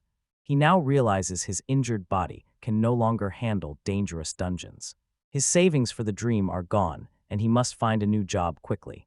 He remembers a stranger saying money makes the world go round, and you can always earn more. Fiercely determined, he vows he has not given up on his dream. Lying in bed, he wonders if he should look for work with a merchant guild. Or maybe he could find a job as a cook, even if it's just prep work. A knock at the door pulls him out of his thoughts. His landlady calls out to say he has a customer. Chap looks confused and startled, unsure who might be visiting him. Opening the door, he finds Lucia's Elven greeting him with a warm smile. Completely flabbergasted, he can hardly speak. His face flushes red as he stammers her name. Lucia cheerfully greets the stunned young man, who is still speechless. The legendary Lucia is standing right in front of him, and he can hardly believe it. He is stunned that she has come to his modest, messy bachelor's room. He feels uneasy about her being in a place like that. He assumes she is of noble birth, an important woman from the upper class. She also wields the legendary sword called the King's Gift. A flashback reveals her as a formidable warrior and a master of the blade. Her reputation as a powerful swordswoman has spread from Alville all the way to the capital. He remembers going to her parties a few times, but always felt too intimidated to speak. For a moment he thinks she came because she was worried about his legs, but he quickly dismisses it. Lucia leans in a little and calls his name to get his attention. She says other explorers told her about the accident in which he lost his legs. She asked if he was all right, and he said his wounds were healed by magic and he got prosthetics. Laughing awkwardly, he admits the pricey new legs emptied his wallet. The joke he tried lands flat, leaving a moment of silence. Flustered, he does not know what to say to the famous warrior. Lucia meets his gaze with a gentle, understanding expression. She apologizes for arriving without warning. Mortified, the chap insists her visit is an honor. They have a slightly awkward but polite exchange. Lucia's expression hardens as she prepares to state the reason for her visit. She confirms he was laid off from the guild and can no longer work as an investigator. She asks about his legs, and he assures her they're fine for everyday life, just not for dungeons. Cheerfully, he points out it's not all bad because he no longer has to worry about athlete's foot. Lucia's smiles showed he often went into dungeons barefoot. Her laughter makes him flush with embarrassment. Scratching his head, he gathers himself before the famous adventurer. Lucia gets straight to the point, asking whether he has found a new job yet. He looks down and admits he hasn't. Relief floods Lydia's face. She is glad she arrived in time. Chap is confused and asks what she means by in time. Suddenly she grabs his shoulders, her energy making him blush. Enthusiastic and hopeful, she calls his name. She asks whether he wants to become a chef and open his own shop someday.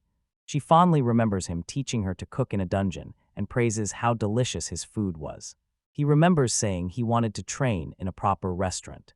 Spotting her chance, Lucia makes a bold proposal. Smiling brightly and full of hope, she invited him to come work at her shop. Confused, he asks what shop she means. She proudly says she works at Natty Suja Soba, the best diner in the old capital. Chap believes proper training requires a kitchen staffed by truly skilled chefs. Lucia assures him one taste of their soba will prove she is not lying.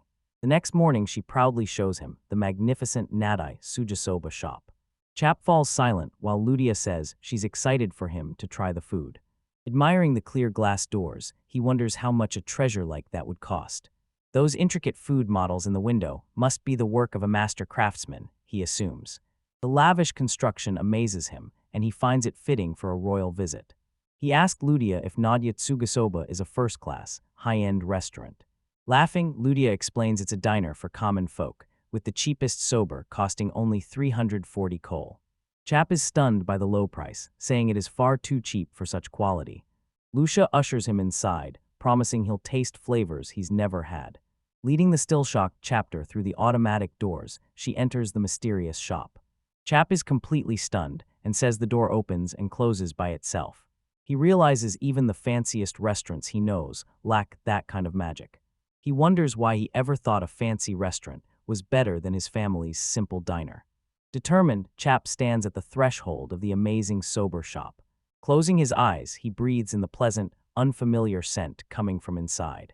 He examines a delicious scent that is neither meat nor vegetable. From the smell, he figures it's from seafood and admires the mild, tasty aroma. Now he is completely sure the chef here is a true master. Yukito appears, warmly welcomes everyone, and introduces himself as the manager. Chap blushes, surprised by the very polished, professional greeting. His flawless etiquette makes one assume he trained in the royal palace kitchens. A flustered man stammers his name, blushing under Yukito's friendly gaze. Yukito smiles and says he was just thinking about hiring a new employee. Cheerfully, Lucia interjects to confirm that Chap is a skilled cook. Enthusiastic about the job, she pitches it and calls their delicious soba a perfect training perk. Panicking, Chap urgently tells Lucia he never said anything so presumptuous. Flustered in front of the manager, he tries to deny her grand claims. Yukito calmly suggests Chaps try the soba first, then decide whether to work there. He motions for the still flustered man to sit instead of standing in the doorway. Smiling brightly, Yukito hands him a menu and invites him to order anything he wants. Chap takes the menu, impressed by its high quality and careful craftsmanship. Sitting down, he studies the options and politely asks Lucia for a glass of water. Baffled by the unfamiliar dishes, he recognizes only the Savoy cabbage in one. Yukito helpfully suggests the new Hiyashi Kitsune soba when he is having trouble deciding. Chap examines the menu photo to identify the large brown triangular topping. As summer approaches, chilled soba is an especially delicious choice. Embracing the unknown, Chap formally orders the recommended dish. A nervous excitement fills him for this brand new culinary experience. He is sure that tasting this food will help him become a better chef. His face brightens with anticipation when he hears his meal is on its way. Hiyashi Kitsune soba is presented as a beautifully arranged, tantalizing dish. Chaplin enters, eyes wide with awe as he inspects the mysterious meal. Surprised, he watches Lucia suddenly sit at his table with her own bowl. With a bright smile, she says she hasn't had breakfast yet and will join him.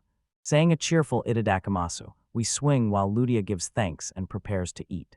After watching her for a moment, Chap picks up his chopsticks and begins. Lucia slurps her noodles, her face full of pure enjoyment.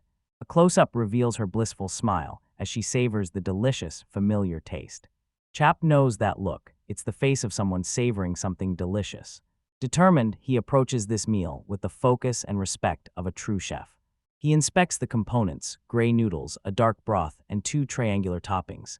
Though experienced in cooking, he says he can't identify any of the ingredients. A blush of determination makes him realize this food is testing him. Carefully gripping the unfamiliar chopsticks, he steadies himself for the first bite. He concludes this soba comes from a place with a very different food culture. He starts by tasting the noodles, the main component. As he fumbles with the chopsticks, I try to grab the slippery noodles. At last he manages to lift a small, glistening piece to his mouth. The precisely cut noodles gleam like jewels in the light. Taking his first bite, he slurps the cold noodles into his mouth. A bold action line highlights the quick, satisfying slurp. His eye snaps wide open at a sudden, intense shock of flavor. A calm, flower-filled coastline comes to mind as he tastes the complex aroma. Transported to a pastoral landscape, he comments on the clean, delicious flavor. Stunned, he realizes this dish is unlike any food he has ever known. This is very different from other noodle dishes he knows, like spaghetti. He considers other foods that are often made simply to fill the stomach. Some are made too hard or too salty just to preserve them. Others rely solely on the quality of their expensive ingredients. This dish skillfully brings out the best in every ingredient. It is first-class work. He now understands Ludia's praise. It is one of the kingdom's top 5 restaurants. He's vowed to work here, but first he has to finish analyzing the hishi kitsune soba. His full attention goes to the mysterious fried tofu topping. He lifts a piece and notices the savory broth keeps seeping from it. He notices it glistens with oil, but shows no signs of being grilled. Biting down, his eyes widen as a burst of flavor hits his tongue. A metaphorical waterfall of deliciousness is pouring over him. Completely dumbfounded by the incredible taste, he stands speechless. A torrent of sweet and savory flavor rushes across his tongue like a powerful waterfall. He has never tasted anything like it, and it completely changes his idea of what delicious means. It stands apart from the refined, delicate dishes of the high-class cuisine he knows. Bold and straightforward, this flavor is undeniably delicious. He swallows and lets the deep, powerful taste settle in his senses.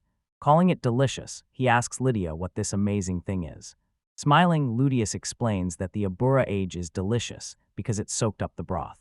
Chap repeats the unfamiliar name, Aj-san, while a tiny cartoon version of Zerenia appears on his head. He can hardly believe it's made from beans, and Lucia even admits she doesn't know how. Lucia calls across the kitchen pass and asks if the manager knows the process. Chaper shows off the strange dish, the unique shop, and its talented chef. Clenching his fist over the bowl, he vows to learn everything he can in this place. He stands in bows, having previously pleaded to be allowed to work at Nadide Suja Soba. Yukito and Lucia shake his hand firmly, pleased to have found a reliable new ally. 5 days later, a confident man is greeting customers at the soba shop entrance. Working seamlessly, he and Ludia serve a packed restaurant during the lunch rush. He calls out an order for 3 cake soba curry sets. He passes another complicated order to Ludia at the kitchen pass. You might have watched him smiling, thinking how helpful he has been. Chap displays impressive skill, clearly shaped by his experience at his family's diner. Yukito appreciates how well Chap has adapted to the shop's otherworldly style. In the quiet moment, a single thought bubble appears, and something else follows. Chap reaffirms his dream of becoming a chef and asks Yukito to train him. He admits his first sober experience was a shock, and he still has a lot to learn. One day, he is determined to create that kind of innovative, delicious food himself. Yukito has a moment of doubt about whether the chain restaurant's methods are enough. But he is moved by Chap's earnest and passionate plea. A memory takes him back to his training, watching his mentor shape the noodles. He remembers overcooking the soba until it was too soft. His mentor reassured him that boiling soba was difficult, but that he would master it. You could pass this wisdom on by telling Chapey he has good instincts and will learn with practice. Hope and determination shine on Chap's face as he gives a heartfelt yes. A man in the kitchen asks manager Yukito a question. He wants to learn the secret of their delicious dashi broth. You can explain they use kombu kelp and shaved katsuobushi. He explains that katsuobushi is a smoked, dried bonito fish. Keep in mind that vegetables and bones also add excellent flavor. Chap takes notes diligently and finds the lesson extremely useful. He hasn't chosen a theme for his restaurant yet, he admits. He vows to use what he learns here to open a shop. Yukito is moved and hopes Chap will continue the sober tradition. Filled with determination, Yukito knows he must be a good teacher. Gripping his noodle strainer, he prepares to give it his all. The wall clock reads just after 4 in the afternoon. The lunch rush is finally over, and the staff can take a break. Chap says the evening crowd will arrive soon, but Ludia says lunch is always packed. Chap notes the upscale, reservation-only restaurant in the Noble District. Lucia mentions the popular old diner on Main Street. Both agree, however, that Suja Soba is the busiest spot around. Lucia teases him, asking if he's getting tired of the constant work. Chap smiles, says no, and finds the rewarding work the best. Back in his adventuring days, just surviving felt like a victory. Now he feels a deep sense of purpose and a real sense of being alive. He appreciates that Yukito and Lucia teach him patiently. The strange magical tools in the kitchen still give him trouble. Yukito is a kind, patient mentor who is always ready to demonstrate again. Chap blushes, thinking it's a wonderful place to work. Lydia tells him to take a break. Lydia will watch the front. Heading to the back, he remembers it's time for his staff meal. You could let him confirm that his requested meal is now ready. This is a magnificent bowl of wakame soba on a trace. Chap studies the dish and realizes he has never eaten it before. This meal is a key part of his culinary training, and he knows it. Seated, he prepares to analyze and savor its flavors. KK soba served with a generous helping of guacamole. He points out that many cultures simply throw this seaweed away. Taking a bite, he finds the texture soft and uniquely chewy. That satisfying mouthfeel is a pleasant surprise. He can't believe an ingredient so overlooked can taste this good. Its distinctive crunch complements the savory soba broth. The sea's rich scent fills his senses, and he finds it wonderful. He realizes the kombu, wakame, and bonito all come from the sea. A natural affinity between them creates a perfectly balanced flavor. Following Ludi's advice, he slurps the noodles loudly. He now knows that slurping brings out the aroma and flavor. He concludes that this unique experience only works with soba noodles. He finishes his bowl, blushing at how good the manager's cooking tastes. All the noodles are gone, but his meal isn't over yet. Pushing himself up with a determined grunt, he rises from his seat. He moves toward the high-tech rice cooker on the counter. The lid opens with a soft pop. A huge cloud of hot, fragrant steam billows out. Scooping the perfectly cooked rice, he admires its glossy sheen. Next, he prepares the second part of his meal, rice and pickles. The rice is firm and has a mild, grain-like sweetness. It's that simple flavor that makes it so versatile. This makes an ideal base for soups and savory side dishes. Today, he chooses to enjoy it without the usual curry. Taking a large bite, he savors the pure taste of the rice. Then he sprinkles spicy shichimi into his leftover soba broth. Pouring the seasoned broth over his rice, he eats it contentedly. Satisfaction spreads across his face as he sighs. With his plate empty, he smiles, satisfied that it was delicious. Being able to eat so well is a special privilege for employees, he reflects. He sighs and says it was so good as he puts his dishes away. He remembers when he had to scrimp and save for every meal. Lucia peeks in is surprised he has already finished eating. She tells him it's her turn to take a break now. Give Chap a friendly reminder that Wakame offers unlimited staff meals. Chappa has just been with Dana, feeling full and ready for the evening rush. A simple panel moves the scene along. Tightening his bandana, he says it's time to get to work. In the dining hall, he spots two castle servants talking about worldly matters. He overhears them say the Grand Duke is deeply worried about Marsama. Now the scene moves to the magnificent Alval castle under a gray sky. In a lavish bedroom, a maid urges a child to eat. An untouched savory bread dish sits on a tray. A child with fox ears and a tail refuses in the large bed. The caption reads Marswell Cannon, Al Vale and Heisen's ward. Helpless, the maid watches, worry creasing her face. Tears run down Mars' face as they ask why they are alone. Crying for their parents, they bury their face in the pillow. A flashback shows Mars' homeland as a border territory. Their mother was a beautiful child who soon became a fox-like beast. Mars, a half-breed, inherited their mother's lovely ears. Their parents loved each other deeply and had a happy marriage. Mars remembers being a happy, smiling, and beloved child. They remember reaching for their parents and calling out to them. Their parents return the affection, saying they loved Mars dearly. The happy memory fades and is replaced by the sight of two white urns. A solemn butler hands the urns to the little, confused child. Mars looks up and asks what the objects are. The butler explains that they are the remains of Mars's parents. A great storm had driven their carriage into a ravine. Left alone, Mars cries and clutches a doll. Grief is written plainly on the child's face. Marquil Vel looms before them.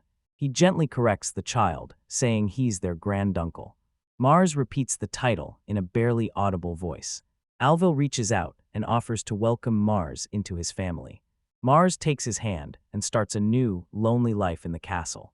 This final image is a sad memory of their parents, who are now gone forever. Alvil's strange land leaves young Mars feeling completely lost and alone. The child is surrounded by strangers, the castle staff's faces unfamiliar. The food is alien too, and Mars has once again refused to eat. The The food tastes bland and the child cries, missing the spices of home. We receive this grave news with a heavy heart and a sigh of understanding. Reported to Markwil Vale that Mars still has not eaten. Aval fears the child will fade and go to join their lost parents. Desperate for a solution, the worried Marquis suddenly gets an otherworldly idea. In that moment, Yukito fiercely guards his secret curry from eager customers. His staff say this happens all the time, and the curry is impossible to resist. Yukito declares his curry is a one-of-a-kind treasure meant to save a child. A new chapter brings comfort, flavor, and healing. In a vivid dream, Mars remembers their parents' loving smiles. The child remembers their kind human father and beautiful kitsune mother. Standing together before a colorful spread, they remember happier days. Their mother gently offers a spoonful of food with a warm, inviting smile. Mars takes a happy bite, tasting a perfect, comforting memory. Their father draws them close and asks if they like the delicious meal. Smiling broadly, Mars says the food is absolutely wonderful. Reaching out, the child happily asks their beloved mother for another bite. The dream shatters, and Mars wakes with a gasp that reaches for nothing. The harsh truth hits them, and tears start to fall. They clutch the sheets, remembering their parents are gone and will never come back. A deep ache of loneliness makes them want to see their family. A dangerous idea takes hold that refusing to eat might bring them back together. Markwil V steps into the room and finds the listless child still awake. Every week Mars looks up with dull eyes and acknowledges their great uncle. The child's fragile condition makes the powerful Marquis's heart ache. He steels himself, determined to find a way to save them. By the bed, he softly says good morning to Mars. The child replies weakly and without commitment. Their spirit remains broken. He remembers a servant saying Mars's illness isn't physical. A sickness of the heart, a deep melancholy has taken hold. A sickness of the heart has taken hold for which there is no cure. Markwil V apologizes for his absence and says he has been busy with work in the capital. He lifts the child gently from bed and offers to carry them for a walk. They walk through the castle grounds, the small child limp in his strong arms. Alval holds the frail child close, his face full of quiet concern. The child's lightness shocks him, a clear sign they are wasting away. He remembers when Mars was strong enough to walk while holding his hand. Now the child is too weak, so he has to carry them everywhere they go. Mars has pulled back and rejects anyone who tries to offer comfort. He desperately wants to know if anyone in the world can heal this child's heart. The child stirs and points in a sudden burst of energy. Stunned, Alvalus listens as Mars speaks for the first time in days and asks a question. The child's finger points at the strange shop built into the castle wall. Alval says the building is a diner named Nati Tsujusoba. He notes its unusual position, tucked into the castle's outer wall.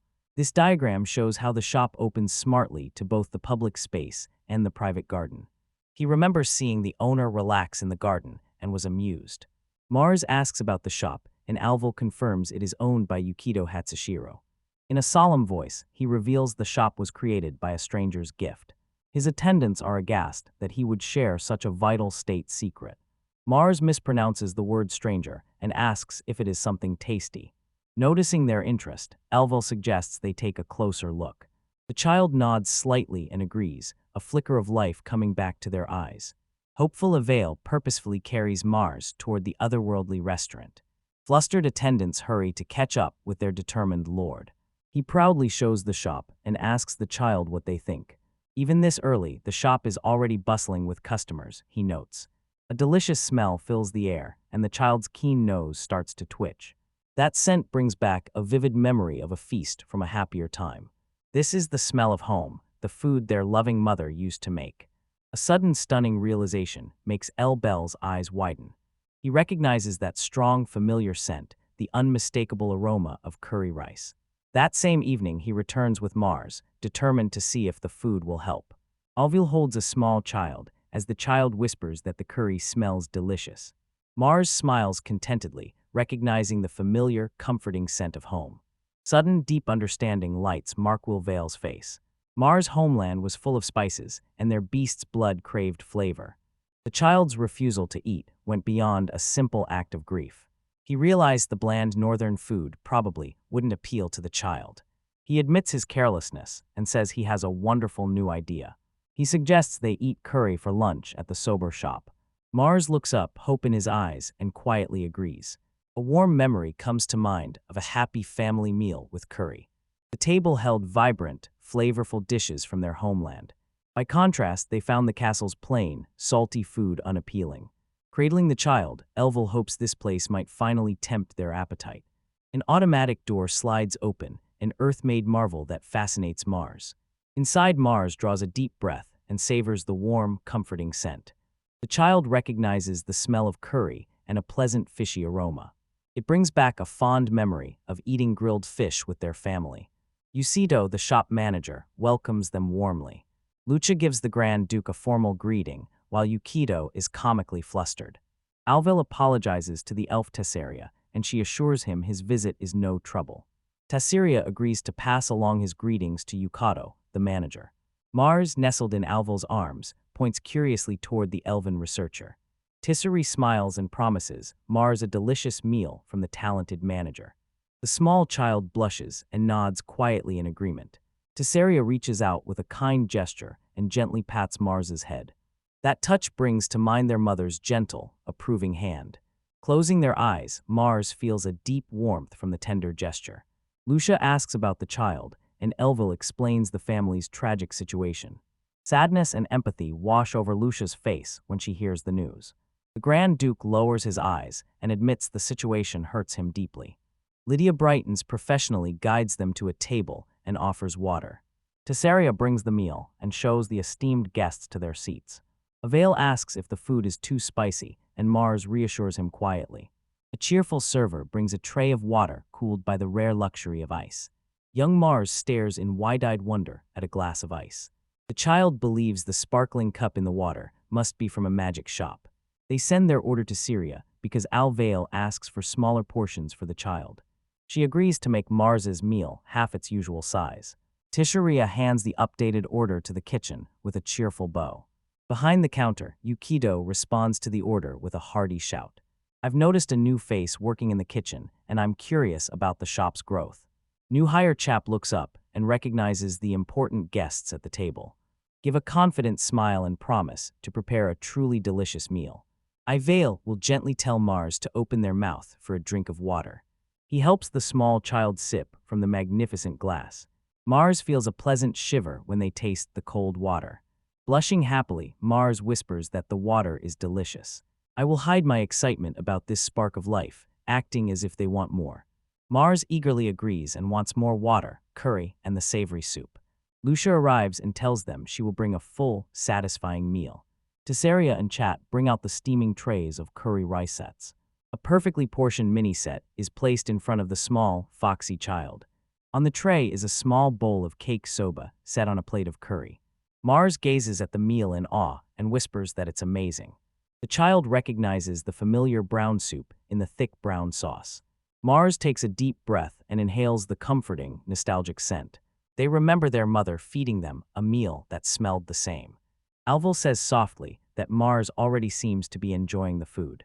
Mars looks up at him, their voice full of emotion as they say his title. Alvel describes the two dishes, curry rice and cake soba. He suggested the curry and asked which one they'd like to try first. Carefully, he scoops a perfect bite of curry and rice onto the spoon.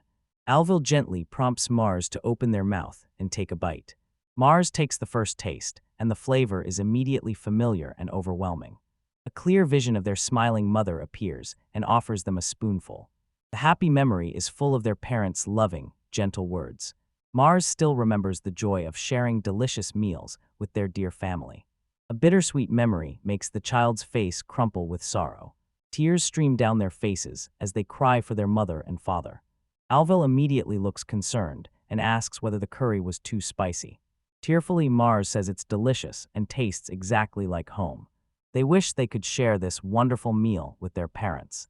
They recall their parents saying how good the food was. Mars Wales wants to eat with their lost family right now.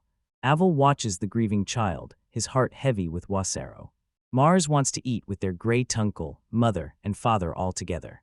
They know they can't share this delicious meal with their parents. Realizing their parents are gone, they must eat alone now. Elvil holds the child, knowing the child does not yet understand the finality of death. He gently tells them their parents have gone to the sky and cannot return. Mars keeps sobbing as the full weight of their loss sinks in. Elvel squeezes their small hands, giving what comfort he can. He tells Mars they must not forget that there are still people to eat with. Mars looks up and asks if their great uncle will be with them. Alvela gives them a determined look and assures them he will always be there. He promises that as they grow, they'll meet many new people to share meals with. Friends gathered happily around a dinner table make up his vision of the future. He tells them that one day, when they are adults, they will find love and get married. They will share countless meals with the person they marry. Once they have children, their family will keep growing. The new family will come together to share meals and make lasting memories. And when those children grow into adults and start families of their own, spouses and grandchildren will also join the growing family table. Mars asks plainly what a family is, unsure of their place in one. They worry they won't be able to do all those things when they're older. Alone and confused, the child cannot grasp a future like this. They wonder if this deep loneliness will ever go away. Alvil vows to protect Mars until they reach adulthood. He says their parents watch from the sky and want them to live. Mars asks whether their mother and father are among the people watching them. Elvel says their parents want them to be happy more than anyone else. He urges Mars not to think about joining their parents in death so soon. He says that living requires eating, since no creature can survive without food. Eating transforms a food's life into your own, sustaining you. Mars looks at him and says the castle food isn't good. The simple, heartbreaking revelation leaves Alvel speechless. Staff listening from a distance are stunned by the child's words. They cannot believe the food in the great Alvel castle could be bad. Mars is sad to say that only their great uncle's cooking is tasty. Alvel clenches his fist, his face set in fierce determination. From now on they will eat at Nadii, Sujisoba every day, he declares. Mars brightens and eagerly asks for curry again. Alvela Gris promises they will discover many more delicious foods together. A gesture toward the other bowl suggests cake soba as an example. Mars repeats the unfamiliar name kaksoba with the rover curiosity. Avel hands them a spoonful of warm, savory noodle soup. Mars's eyes widen with delight as he says it's delicious. The child beams, feeling refreshed, and asks for more curry. Alvel laughs warmly, glad to see Mars so full of life again. After that day, Alvel kept bringing Mars many curry sets. At Nadaiatsu Jisoba, the staff always welcomed their special guest warmly. One day, confident Mars arrived alone and was welcomed by the whole team. Alvel ordered his chefs to source spices from the Den Guard Federation. The castle's cooking improved greatly and won praise from the royal court. Night descends on the peaceful city of Alvel. The Nadetsu Jisoba sign hangs above the darkened shopfront, the doorbell is silent, and the shop is closed for the day. You could announce that business for the day has officially concluded. He praises his tired but happy staff for a job well done. Noting how busy they were, he says he is grateful for it. He thanks Chap sincerely and admits they couldn't have done it without him. Chap stays modest, and Letha promises to work even harder tomorrow. A bright notification screen suddenly appears in front of a stunned Yukito. His gift reached level 7, unlocking beer and croquettes on the menu. Blushing with pure joy, Yukito says the beer has finally arrived.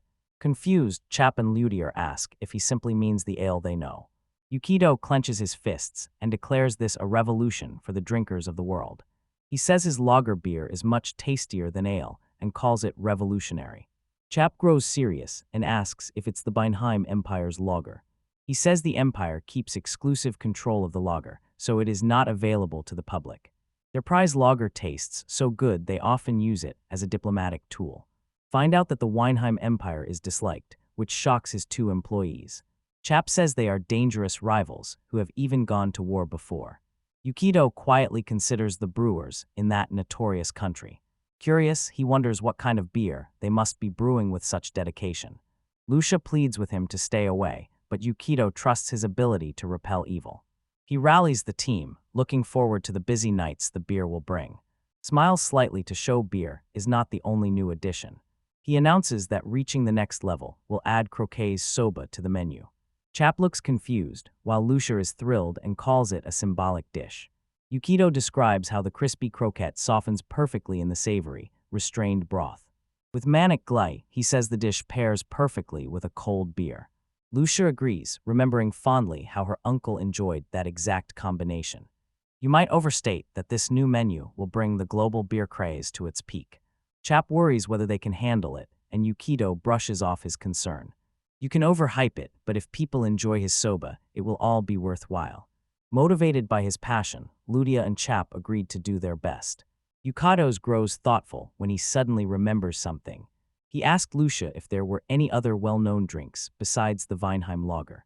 Lydia suggests he may be referring to the dwarves' legendary fire wine. According to her, it's a strong drink made by steeping medicinal herbs in ale.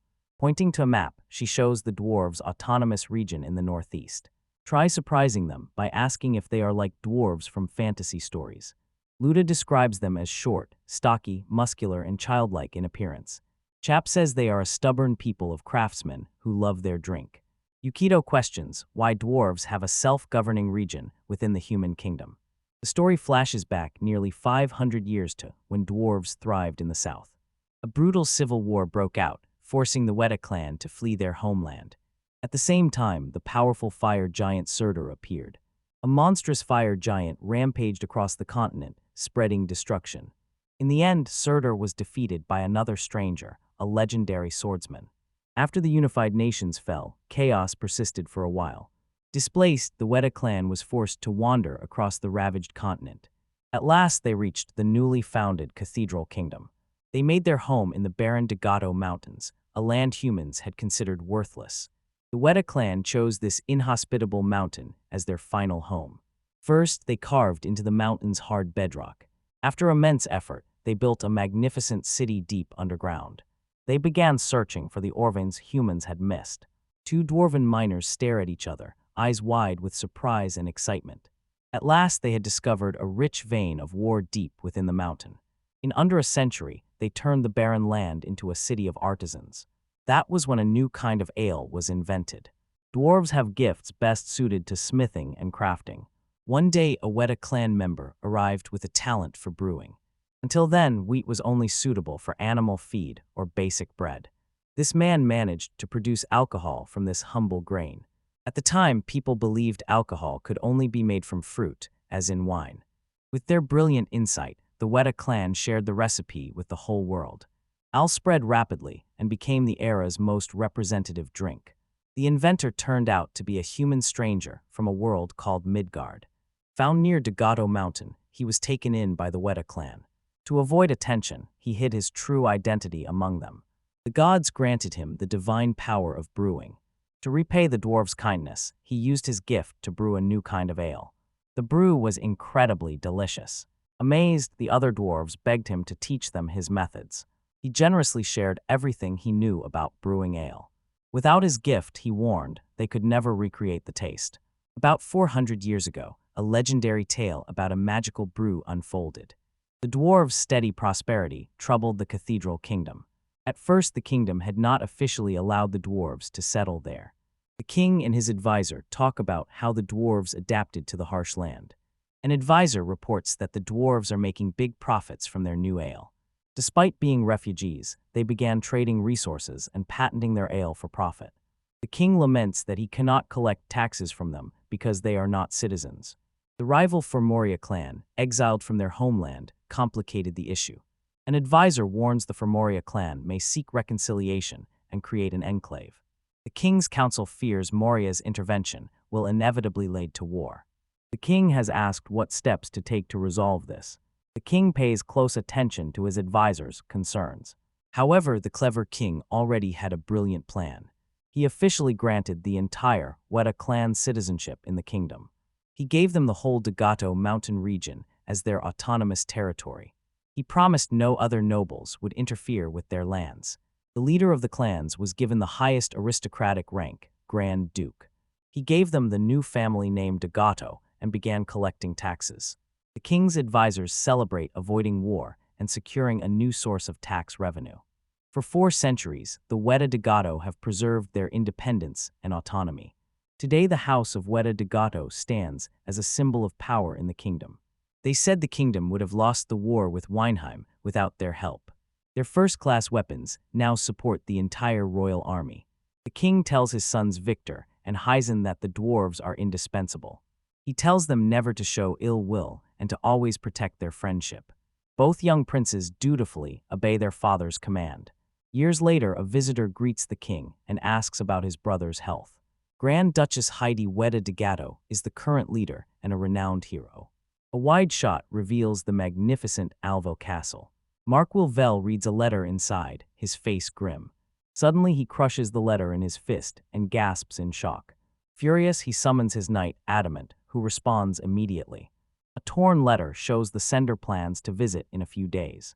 While Heidi rides hard, Alvo despairs and blames his brother for this predicament. Galloping hooves thunder across the snowy field toward Alvo. Two exhausted dwarven advisors, their faces tight with strain, pleaded with their leader to stop. Grand Duchess Heidi, their formidable leader, firmly rejects their requests for rest. Heidi says she urgently needs to try the legendary sake the king mentioned. Spurring her powerful steed with a fierce cry, she urges it on, desperate for a drink. Determined, she vows to taste the fabled natty tsujisoba, a drink said to be better than Dwarvenal. Flashback shows young Heidi listening to her father's lesson. Her father explains how great the dwarves' debt to the cathedral kingdom is. He tells how they became refugees after being exiled from their homeland for Moria. Tears in his eyes, he remembers the people who gave them shelter and freedom. Skeptical young Heidi brushes off her father's story as too sentimental. Laughing heartily, her father describes the kingdom's incredible generosity to their people. He proudly announces that their leader was even given the noble title of Grand Duke. Shrewd Heidi suspects the kingdom's kindness was politically motivated. With a playful nod, her father agrees and praises her sharp, spirited mind. Reminding her of their solemn debt, he says they cannot turn down every request. Heidi listens closely as her father's voice becomes more serious and solemn. He tells her firmly that while they have a duty, they are not slaves. He urges her to follow her own soul when making the most important decisions. Young Heidi looks puzzled, not yet understanding her father's deep wisdom. Pointing at her, he tells her to get ready to lead, but she objects. Laughing, he insists she is the only one strong enough to succeed him. Of all his children, he teases that only she has the grit for the role. Heidi comes up with ways to help her hardworking mother. Calling her younger brother cute in a loving way, she gets a playful insult back. Their mother angrily chases a terrified Heidi with a knife for teasing. With sorrow, she remembers her beloved father, Othman, who died 30 years ago. Today, she bears the heavy burden of leading her people. Her advisors talk about her sons. They are confident one will become the next Grand Duke. A covered wagon rumbles along a long, dusty road under a cloudy sky. After 30 long years, Heidi muses said it is finally time for her to retire. Inside the wagon, an advisor protests, insisting she is still too young. Heidi wearily reminds him that her 60th birthday is coming up soon. The advisor urges her to set aside her tiredness because their work awaits. On the horizon, the capital's sprawling stone buildings come into view. Their wagons approach the capital's grand gate and its imposing castle. They coordinate the twice-yearly delivery of weapons, a crucial duty for their domain. Exquisite swords and shields, forged by dwarves, await distribution to the kingdom's knights. Grand Duchess Heidi must personally oversee this important delivery. A royal official hands her the inventory list, and she agrees to check it. Feeling her age, she thinks about telling the king she wants to retire. Heidi and her advisors meet the king in his office. The king quietly sips tea from an ornate teacup. He brings up a serious matter with the visiting Grand Duchess. An official objects to the king's casual tone, but the king shrugs him off. Heidi laughs heartily, excusing her boisterous, straightforward dwarven nature. Switching to business mode, she asks him to continue. The king unrolls a scroll and requests a 20% increase in their next delivery. Sliding the large scroll across the table, he lets her look over the details. Heidi and her advisor gasp in shock as they read the extensive list. Disbelief spreads across her face as she processes the outrageous request. The list shows a huge rise in arms, including rare Methru weapons. Heidi confirms the 20% increase, but her reservations are clear. The king sits grimly, accepting how sudden and suspicious the request is. Heidi complains the request might have been possible with more notice. She realizes this sudden demand will throw off all their production plans. She fears fulfilling this order will use up all her domain's resources. Admitting he has been unreasonable, the king points to a recent decline in order. Heidi points to a particular item on the list and demands an explanation. Her hand trembles slightly as she says she suspects they are preparing for war. The king firmly denies any plans of aggression, unlike the Weinheim Empire. He says the preparations are defensive and needed to prevent conflict. Heidi stands her ground, saying her people are not the kingdom's slaves. Slapping the document, she wonders if now is the right time to refuse. Silently, the king and his advisor wait for her final decision. The king's sharp gaze shows how serious the unfolding political situation is. His spies have reported suspicious movements by the empire, he reveals. The alarming news leaves Heidi and her advisors visibly shocked. He says he wants to strengthen their defenses as a necessary precaution. Worried, Heidi sees the Weinheim Empire is a real threat. The narrative describes the long, tense history with the aggressive empire. Heidi accepts her duty and agrees to help defend their country. Clearly stressed, she knows how immense the task ahead will be. Even with the materials, she says it will be hard to force her craftsmen. Processing the mithril is impossible on such a short timeline, she says. She explains what makes mithril magical and why it is so difficult to forge. Dwarven craftsmen can work mithril much more effectively thanks to their special gifts. She outlines a plan. If they focus only on mithril, they could finish in 6 months. They know this plan will demand great sacrifices from the craftsmen. With her father's words in mind, she claps her hands and makes her decision. With firm resolve, she agrees to the king's difficult request. Relief is visible on the king and his advisor when she suddenly agrees. Heidi grins and assures them that a dwarf's word is their bond. Remembering the last war, she says this task is nothing compared to the hardships she faced then. The grateful king offers her any reward she wants, in addition to the payment. Smiling, he promises to grant any wish within his royal power. Grinning slyly, Heidi tests the limits of the king's generous offer. Her advisor worries as she pushes her luck, but she feels justified. The king accepts her challenge, and the two leaders exchange a knowing look. Heidi makes a surprising request to taste the kingdom's finest sake. Her advisor is shocked that she chose delicious sake over more gold. Tiny and ecstatic, Heidi says that for a dwarf, sake is the water of life. The king strokes his mustache, thoughtfully considering her unusual request. She challenges him to brew a drink better than the famed Dwarven ale. The king considers her request and searches his memory for that legendary dream. Heidi laughs, confidently assuming no better drink could exist. The king grows serious and reveals that such a drink exists. The dwarves are utterly stunned to learn there may be a better drink. Their shock quickly turns to intrigue, disbelief, and bubbling excitement. The king asks whether she has heard of the Third Gift Research Institute in the capital. He explains that a recent report by its director mentioned something extraordinary. The king announced a new beer, calling it a heavenly nectar from the date Sujasoba. He named it Nadate Sujasoba, a name the Grand Duchess did not recognize. Laughing, she was sure their own ale was better than any human brew. The king's face was a mask of stone, his expression completely serious. His gaze fixed on her, steady and full of deep conviction. Her laughter stopped when she suddenly realized he wasn't joking. Roaring, she ordered them to prepare the horses and ride to Elville at once. A newcomer was about to disturb a piece of the old capital, Alville. At the city gates, a guard waved a simple wooden cart through. The driver thanked him, and the transaction was simple and uneventful. The guard snapped to attention at a strange, distant sound. One asked what was wrong, while the other noticed a growing noise. Shock washed over their faces as the rumbling grew louder. Dwarven cavalry charged into the city, a storm of hooves and fury. She bellowed, instructing them to tell Heisen that Heidi Widerdegato has come for a drink. Deep within the grand castle, Marquis Alva waited for his unannounced visitor. Grumbling, he insisted that one day was not enough to prepare the reception.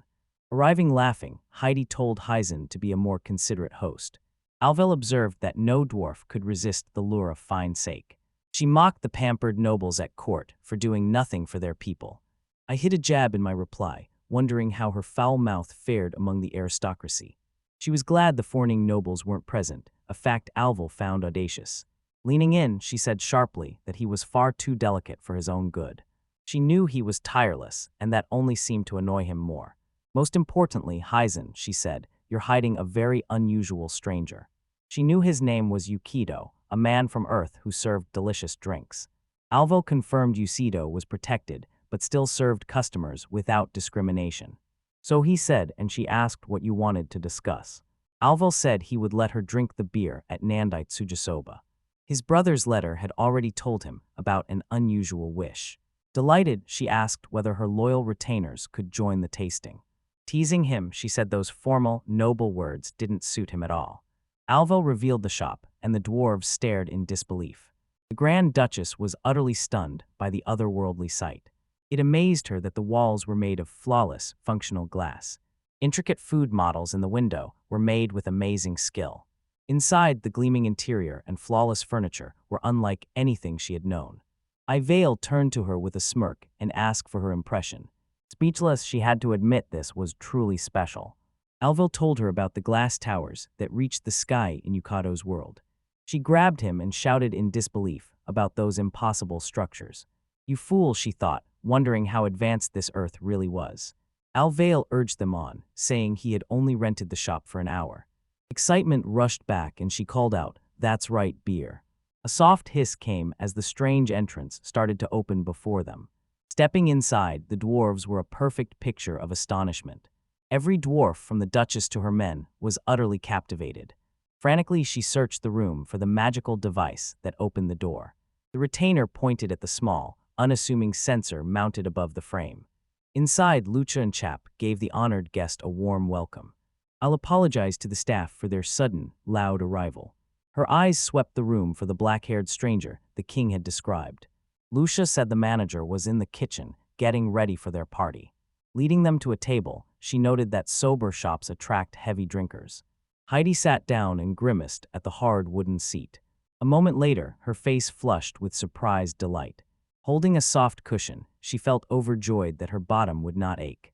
Avail ordered 4 beers, but Heidi insisted dwarves drink only water. Lucia smiled brightly and acknowledged the Grand Duchess's specific request.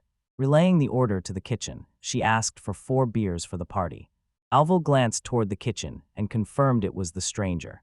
When Heidi asked why he wasn't drinking, Alvel just said he'd pass. He had work to do, but she scoffed that dwarves drink whenever they please. Luth brought the drinks back just as Alvel was explaining their customs. Lucia presented the beer, and Heidi's eyes widened in astonishment. She set a glass of water next to the magnificent mug of beer. "What is this, jockey?" she stammered, mesmerized by the glass vessel. She noticed the glass, like the door, was flawless and completely uniform. This must have been made by a master craftsman using advanced molds. Next, she examined the beer, which looked like ale but was completely different. The golden liquid was completely clear with no sediment. Nothing she'd seen matched the smooth foam and incredible transparency. Gripping the handle, she felt her heart pound with the sure knowledge of how it would taste. The first sip shocked her. It was icy cold.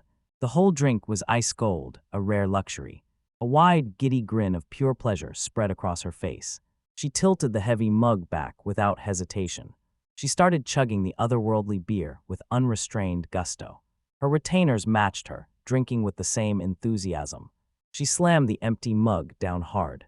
She let out a satisfied roar and said it was absolutely delicious. Pointing an accusing finger at Alvel, she demanded an explanation for this. If this was sake, then they'd spent their whole lives drinking something else. Her men praised it, saying it was far better than their ale. With a smirk, Alvel asked if she admitted defeat. Blushing, she agreed. Noting that both were malt liquors, she figured her ale could be improved. There absolutely had to be a way to make their ale even more delicious. A snap of her fingers made her realize it. "We'll chill it." Eagerly, she called to Lucia and ordered another round for everyone. Confident it would also be delicious, she then asked for a food pairing. Lucia paused briefly before recommending the spicy curry rice. Heidi agreed a spicy curry would pair perfectly with the refreshing beer. Alvel, however, chose to order the Tempura soba for himself. After the staff relayed the large order to the kitchen, Yukito confirmed it. Heidi called to Alvel, and he turned to see what she wanted. She told him to tell the king she was now willing to grant his request. He wanted to know why she wouldn't tell him herself, but she didn't want to. There were more important things she wanted to do right away. Determined to use what she had learned today, she set out to improve their ale. Even if it took a lifetime, she could not contain her burning passion. Smiling, Grand Duchess Heidi is certain her dwarves will burn with passion after this tale. Mark Will V watches her and notes her newly intense motivation. Boasting about her domain's future, Heidi faces Alvil's teasing about finding a goal. The dwarves cheer loudly, calling the curry and beer a perfect match. A caption says each dwarf drinks 5 large mugs of beer in just 1 hour. In the rugged Dagato Mountains, a dragon is being slain.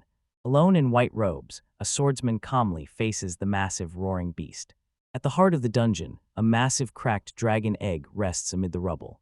The swordsman Duke Sasaki, Kuli, says a lizard this large is quite a spectacle. The dragon's massive foot slams down, shaking the earth. The young adventurer screams to the old man to run, warning that the beast is too powerful. Duke Sasaki raises his sword and calmly announces that he is beginning. In a single fluid motion, Sasaki's blade slices clean through the dragon's massive arm. The severed limb thuds to the ground, stopping the beast's attack. Sasaki watches, disappointed that his opponent was far too weak to pose any challenge. The adventurer realizes he is witnessing the legendary great swordsman, Duke Sasaki. Sasaki's hardened expression looks like a battle demon's. Flashback shows a younger Sasaki from a small farming principality. Before him stands a tomb in the vassal state of Ardhud. Here lies his ancestor Kadzura Sasaki, the stranger who defeated Surtur. Kajiro was a legendary swordsman who forged his own path without any natural gift. As a child, Sasaki playfully called himself Kodero, ready to challenge the giant Surtur. Two friends are shown locked in a lively wooden sword duel. After defeating his friend, young Sasaki smirks in triumph over his fallen foe. Proudly, he believed his ancestor was stronger than the famous rival Musashi. His friends cheer for him, praising how impressive his ancestor Kajiro is. Young Sasaki's true, divine gift was blacksmithing. His elder brother, the heir, holds the great hero's powerful gift. His parents reassured him and encouraged him to become a blacksmith instead. Sasaki argued that since Kujiro became the strongest without a gift, he could reach that level too. At just 15, he left home carrying a single sword. Traveling the land, he fought through nights and explored dungeons to hone his skills. Even after repeated defeats, he gritted his teeth and vowed to win next time. Clenching his fist, he felt a relentless drive to become stronger. For 30 years, he fought to become a legend until a black dragon defeated him. Now he walks through the dark, unfamiliar streets of a city at night. Alone, he sits and wonders where to find a truly worthy opponent. He overhears locals whispering about a truly powerful figure in the city. Legends speak of Lucia, a dungeon explorer in Alvel with the Sword King gift. Looking for a challenge, he heads straight to the Alvel Dungeon Explorers Guild. The receptionist cheerfully tells him that Lucia Selen has already retired. He demands to know where she is now, and the receptionist says she is probably working. Stunned, he can hardly believe the Sword King is working in a mere diner. The shock is so strong that his stomach lets out a loud, embarrassing noise. Exhausted and defeated, he decides to get some sleep because it's already daytime. He notices the old royal castle has been restored since he last saw it. The sight once inspired him, but now he feels nothing at all.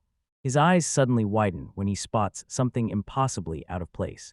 He stares at the Nautite Sujisoba, a modern shop tucked into the old castle wall. He is utterly confused, muttering to himself about what this is.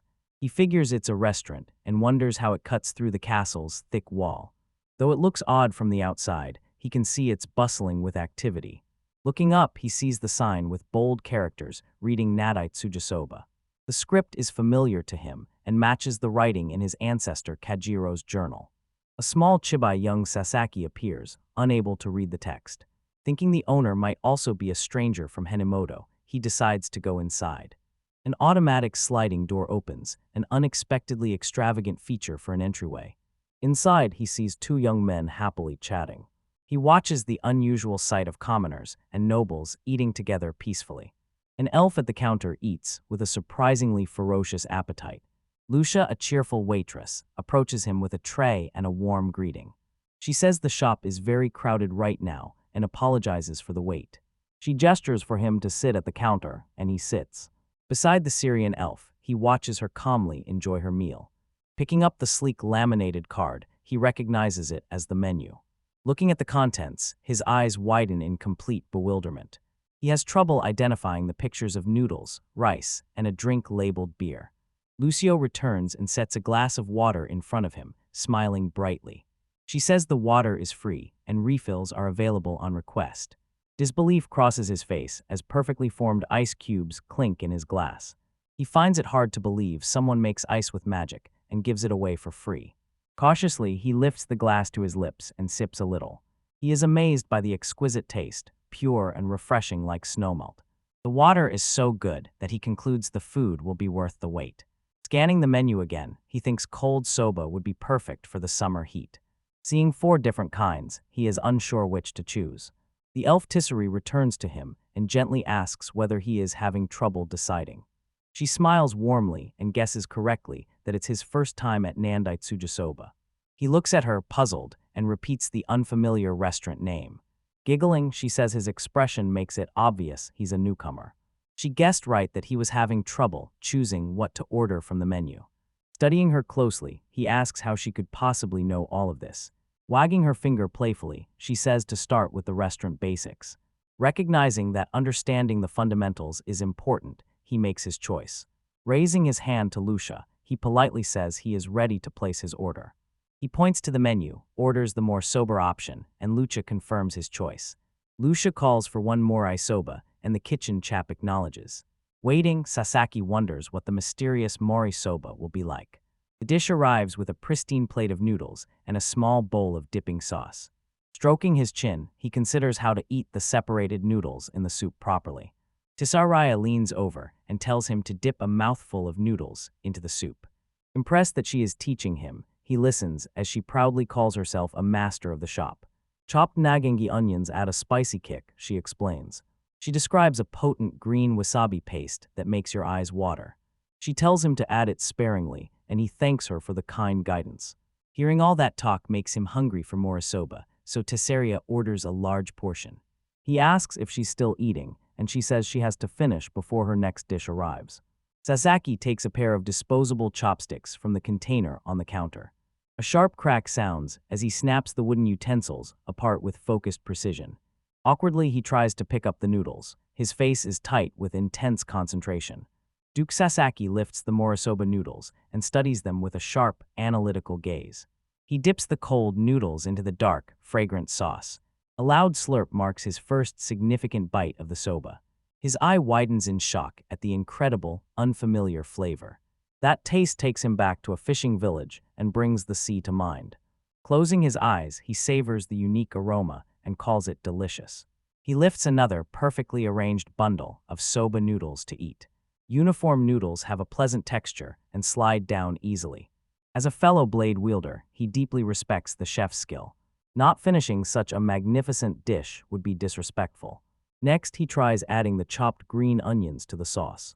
This time he dips the noodles again, now coated with fresh onions. He takes another bite and slurps loudly to enjoy the new flavor combination. He says the crisp texture and spice make an excellent addition. His face hardens as he prepares the last mysterious condiment. Ready to try the wasabi, he faces the last flavor. He remembers Syria warning him that the spice would make him cry. Decisively, he drops a piece of wasabi into the sauce. Now the soup is saturated, and he wonders if he rushed. No, deciding I should be bold, he takes a large bite. A sudden, intense jolt of spice shoots through him, leaving a shocking sensation. Thrown back in his seat, he is completely overwhelmed by the wasabi's power. My nose, he thinks, clutching his face as the hot vapor hits. A sharp, pungent smell makes his eyes water as he struggles. Reaching quickly, he grabs the glass of ice-cold water for relief. He takes a deep breath and admits he was completely unprepared for that. This time, he carefully dips the noodles into the sauce. Taking a gentle bite, he looks calm and focused. A fresh scent and mild spice carry him to a peaceful mountaintop. Savoring the perfect balance of flavors, he closes his eyes. The soba's otherworldly flavor is simply described as delicious. This, he realizes, is the shop's defining taste. He says it's been quite a long time since he's eaten so well. Food never mattered to him in his harsh life. For 30 years, he focused only on gaining strength. He had spent his whole life perfecting his swordsmanship. He remembered when just swinging a sword was fun. He is thinking about opening a dojo or living peacefully by the sea. A soft sound escapes him as he considers this new path. A god wonders whether Duke will change, given his miserable past. He watches the staff leave, while Lucia smiles warmly. Late that night, the crescent moon hangs in the starry sky. Yukito enjoys a beer, calling it the perfect end to a long day. Sighing with pleasure, he says the beer is delicious and refreshing. Lydia noted how busy they had been and suggested adding sake to the menu. A notification suddenly appears before a surprised Yukito. It says level up. Next up are meat soba and a delicious croquette soba. Raising his glass, he cheers knowing croquette soba will be a perfect match for beer. He sees that meat soba, both hot and cold, is now available. With a confident grin, he thinks to himself that this is great. The text says Arl is now in a sweltering summer. See detailed views of the new meat soba, dishes that boost stamina. He finally remembers that cold, plain meat was his favorite meal. The menu has expanded a lot since the shop opened. Pleased with his staff, he knows they're getting too busy. He now realizes that they are desperately short on staff. He's wondering if he can find 1 or 2 more workers. A loud growl comes from the famished girl's empty stomach. Tears streamed down her face as she cried out that she was starving. At dawn the next morning, the sun rises over the city of Alville. He decides to speak with a staff member during their morning meal. Determined, he aims to energize them for another busy day.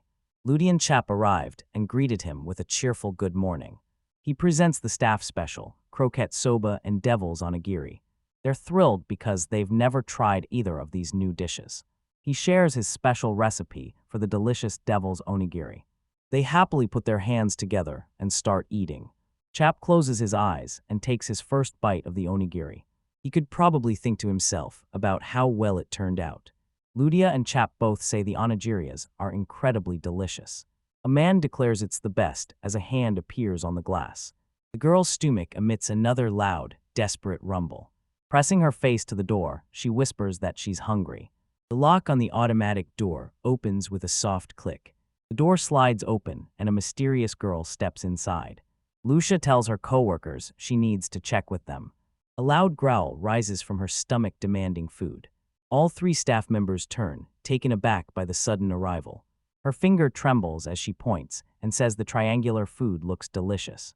Chap says out loud that he may have forgotten to lock the door. The girl has been identified as a member of the demon race. The demon race comes in many forms, including goblins and slimes. The dragonoids, the strongest demons, rule the Sankaku kingdom. The king explains the tradition for royal children when they turn 100. Here is how the first demon king learned and built their nation. Princess Sharon's father wishes her a happy 100th birthday.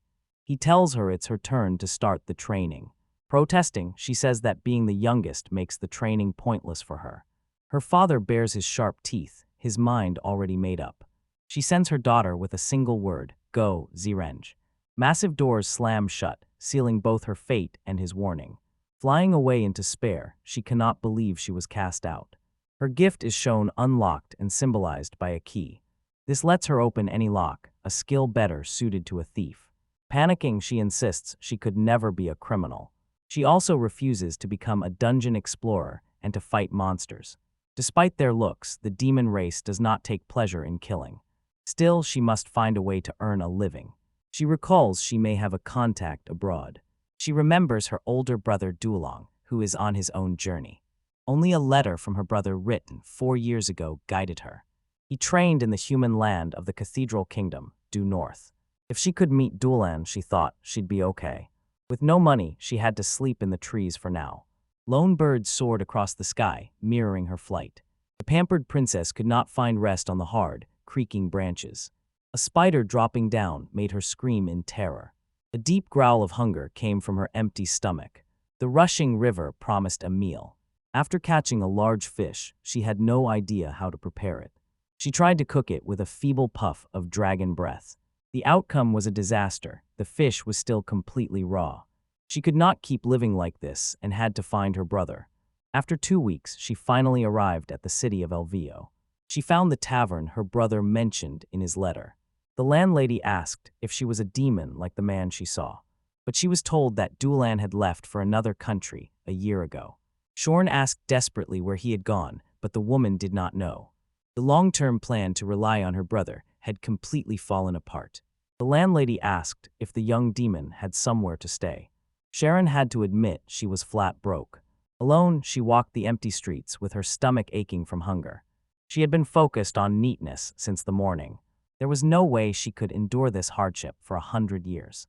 Tears well up as she sits in her room, longing for her grand palace. She longed for her neat bed and fine silk clothes. Her dream was a lavish feast, a world away from the burnt, raw fish. In the palace, she had everything and never had to lift a finger. While crying, she began to realize something profound. The people's taxes paid for her whole life of luxury. The servants cared for her only because she was royalty. At last she realized this life could not be taken for granted. She would not have received any of those things without her title. A quiet moment of clarity washed over the disgraced princess. Tears filled her eyes as she realized the journey was meant to teach her gratitude and duty. Another sharp pang of hunger cut her epiphany short. She clenched her fist and resolved to find a life and a job somewhere.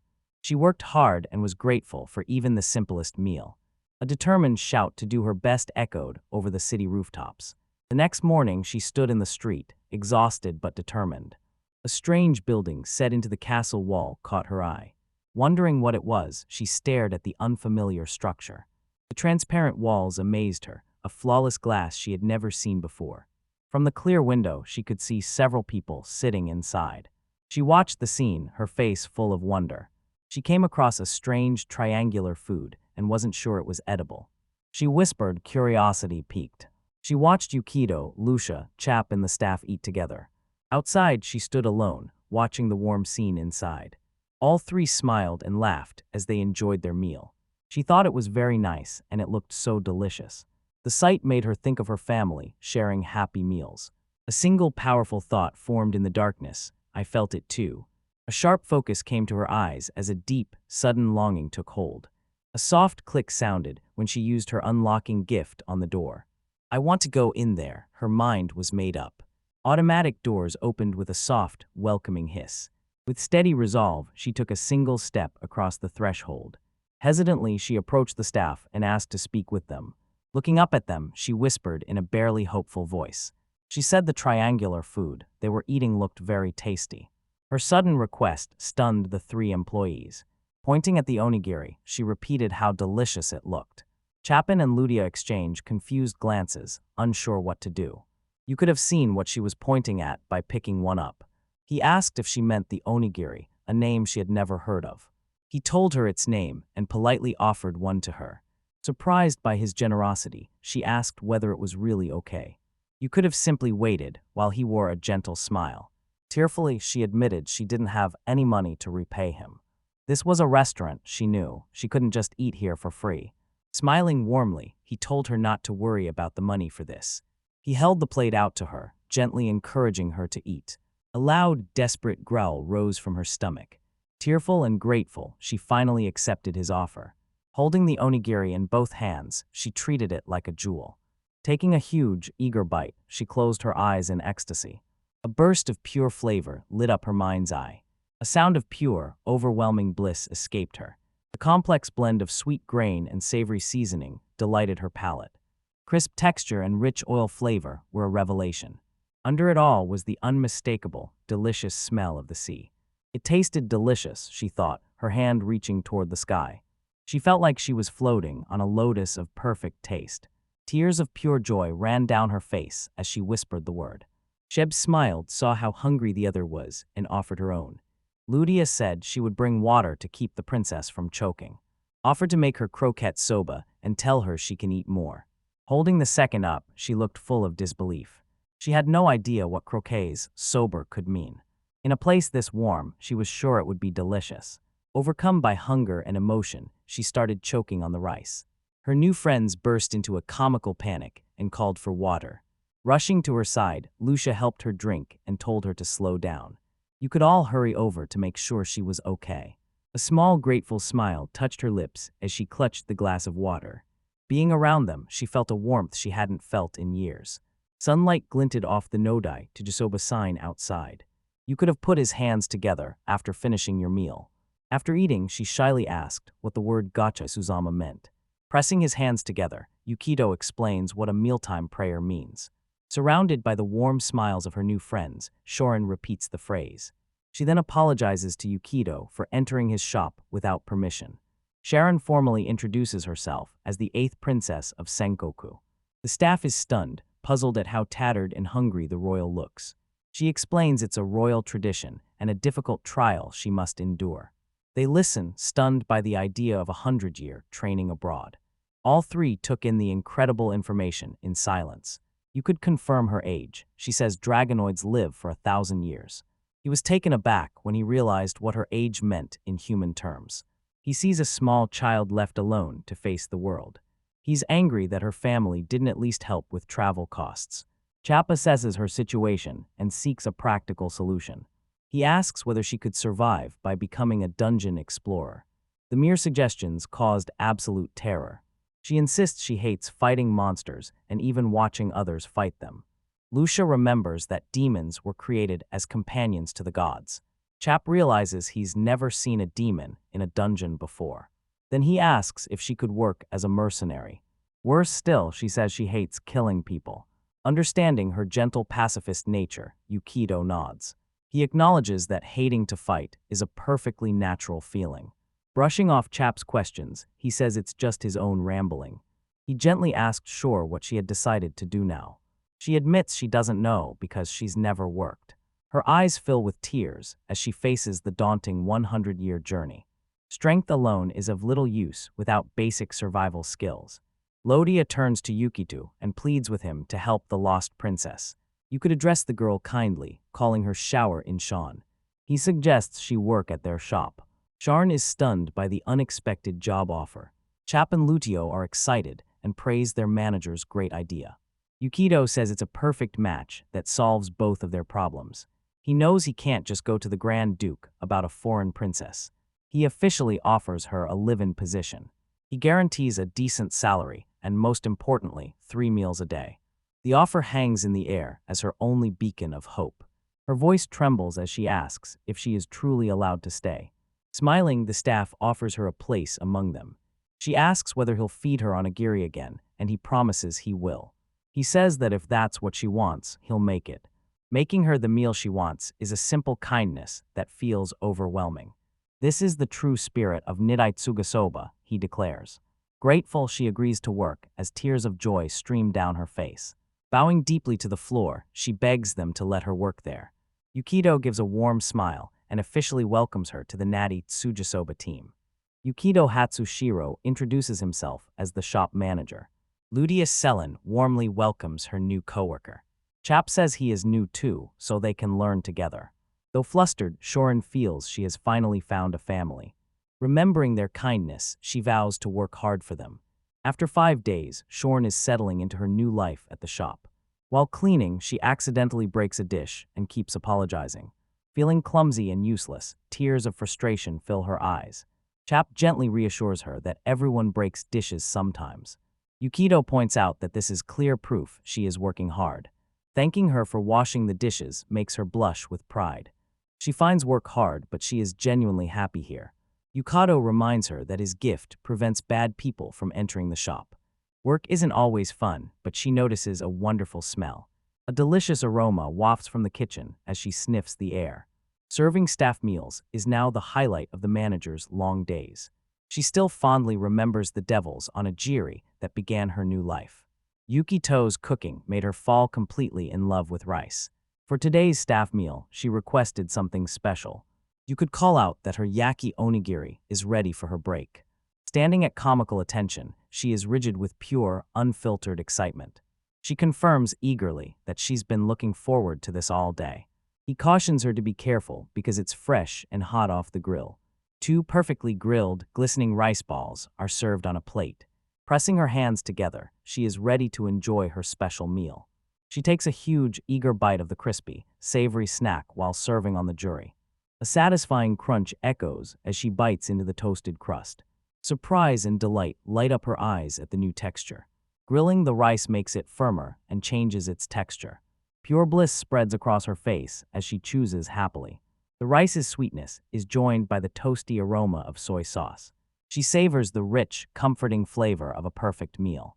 She thinks an onigiri is still an onigiri, even when it's brushed with soy sauce and grilled to perfection. It amazes her that a bold change leaves its true nature unchanged.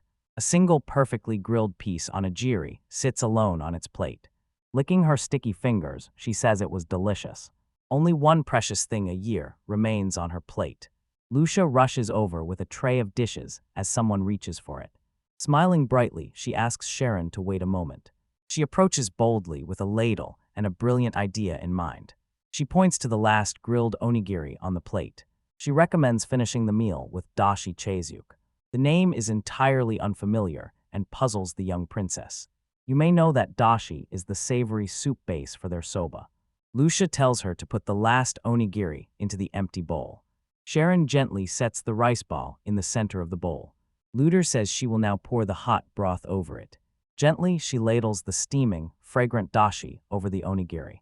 To finish, she sprinkles green onions. Sharon's face shows pure wonder and anticipation. Finished dashi chizuk is simple, elegant, and very inviting. Sharon admires the golden broth and the bright specks of green onion. Lucia hands her a pair of chopsticks for the final comforting course. Lucia gently guides Sharon to enjoy the rest of her meal. Assuring the princess it will be delicious, she gets a grateful thank you. Sharon thinks about Lucia's kindness and feels Lucia is like an older sister. Realizing that everyone at the shop is kind, she loves this new family. Warmth fills her chest, a feeling she's never felt before. Remembering the cold palace, she realizes she is truly happy working here. Renewed resolve brings her focus back to the special meal. The steaming bowl of dashachazuk would warm her body and soul. Lifting the bowl to her lips, she inhales the warm, fragrant steam. Savory broth touches her lips and feels gentle and comforting. The flavor brings a gentle nostalgia, carrying her to a calm, warm coastline. Lucia gently reminds her to break the onigiri apart as she eats. Her chopsticks press into the rice bowl, breaking the grains into the savory broth. Eagerly, she lifts a spoonful of the warm, delicious mixture to her mouth. Her eyes widen in shock as a bold new flavor bursts through. The deep flavor leaves her speechless and filled with delight. Bliss sweeps over her as she says it's absolutely delicious. In an instant, every last drop of the wonderful meal is gone. Clutching the empty bowl, she is overcome with deep gratitude and emotion. Tears of joy stream down her face as she smiles with pure contentment. Sighing in satisfaction, she sets the perfectly empty bowl down. A blissful smile spreads across her face as she feels completely full. The meal wins her praise as far more delicious than the royal palace's food. She is amazed that Yukito can make dishes like that from ordinary ingredients. Her wish is to remain here for the entire 100-year training period. Remembering that human lives are short, she knows their parting will come too soon. Thinking about losing her new family brings another wave of tears. Because of that, she decides to help them with everything she has. Far in the northwest, the isolated, sacred Ishtaka Mountains rise steeply. Elderly pilgrims look at the holy mountain, grateful to have finally arrived. A woman weeps with joy, grateful she could walk to the holy site. A local man tells them the mountain range is off limits. He says a guardian deity still lives on the sacred mountain. The sacred guardian is an elf who lives and works on the land. Taylor Vishtaka reflects on how important the mountains are to his elven kin. This mountain holds a marsh full of powerful magic. Elves have built a small settlement here and survive by exploring nearby dungeons. There is another important part of their life on the mountain. He harvests potatoes, the local specialty that thrives in the barren soil. Carrying his harvest, he walks back through the simple, rustic elventree settlement. Something falling from the sky catches his attention. A large bird swoops down and lands gracefully on his outstretched, bandaged arm. A glowing sigil on its head is the mark of the tame gift. With this magical gift, the user can command and use animals. A messenger bird, this creature carries an important letter. Tio unties the scroll carefully, wondering who sent the message. Reading the letter, his expression turns serious and worried. A letter from his aunt asks if he and everyone are well. She writes about an important issue involving a girl named Taceria. Taceria is his cousin from Ibaraki Forest and his betrothed. Shocked, he reads that she has not sent a letter home for 10 years. His worried aunt asked him to go and check on her. Though the journey is long, he knows he must go. Thanks to his unique gift of flight magic, he knows it won't take long. This rare gift lets him travel regardless of roads or terrain. Before setting out, he speaks with his father. His father, though ill and too weak to go, promised to watch the fields. Tio protests that his father has been confined to bed because of a bad back. 20 years ago, his mother died, leaving him alone with his father. Don't worry, Tio, his father says, already expecting this. He produces an ornate bottle, a treasure he's kept hidden. Tio stares in confusion and asks his father what the strange bottle is. With a determined look, his father says its name, the panacea. Tio shouts in disbelief at the sight of a panacea. This legendary potion is impossible to craft and can cure any illness. His father says Tio's grandfather found it while exploring a dungeon. Tio had heard the rumors but never believed his father had it. He had saved it for his wife, Amma, but it was useless. A panacea can cure many ailments, but it cannot bring the dead back to life. He promises to use it now so Tio won't have to worry. Tears fill Tio's eyes at his father's selfless act of love. His father tells him to leave. After all, Taceria is his betrothed. Carefully, the old elf uncorks the precious vial and prepares to drink the potion. He quickly downs the contents of the legendary, life-changing panacea. Immediately, he spits it out and yells that the taste is absolutely disgusting. Smiling gratefully, Tio thanks his father and prepares to leave. A few days later, Tao reaches the magnificent royal capital. He reads the letter confirming Taceria is employed at the Third Research Institute. He decides to ask for directions at the royal castle, a government building. At the main gate, the royal guards roughly send them away. Despite his plea, the guards refuse to let an elf through. At that moment, the sound of a horse-drawn carriage approaching interrupts them. Desperate Tio calls out, asking whether an elf named Taceria is there. A nobleman steps out of the carriage, his attention drawn to Taceria's name. Marquis Canis asks whether Tio is related to Taceria. Flustered, Tio asks the man who he was and how he knew her. The Marquis notes he is a noble and that Taceria once saved his life. Tio confirms he has arrived at Taceria in the Research Institute. Marcus suddenly looks nervous, a bead of sweat on his brow. It's a shame Tio came all this way, he explains. Taceria is in Alville on an investigative mission, so she isn't here. Convinced he's been given the runaround, Tio storms off in frustration. A few days later, he finally arrives at the old capital. He admires the human city's bright, beautiful streets. Because elves are rare, he expects to find her easily. Nervously, he steps up to a rough-looking adventurer to ask for information. He asked the man whether he knew of any female elves in the city. The man knows her, the large, food-loving female elf who is always at Tsujiba. Tio is taken aback by the description, since elves are known to be light eaters. He doubts it's really Taceria, but the man seems certain. Tio the elf asks about a place called Suja Soba, assuming it's a diner. A local adventurer asks if Tio is new, and shyly the elf confirms he is. The man smirks knowingly and says it's no wonder he hasn't heard.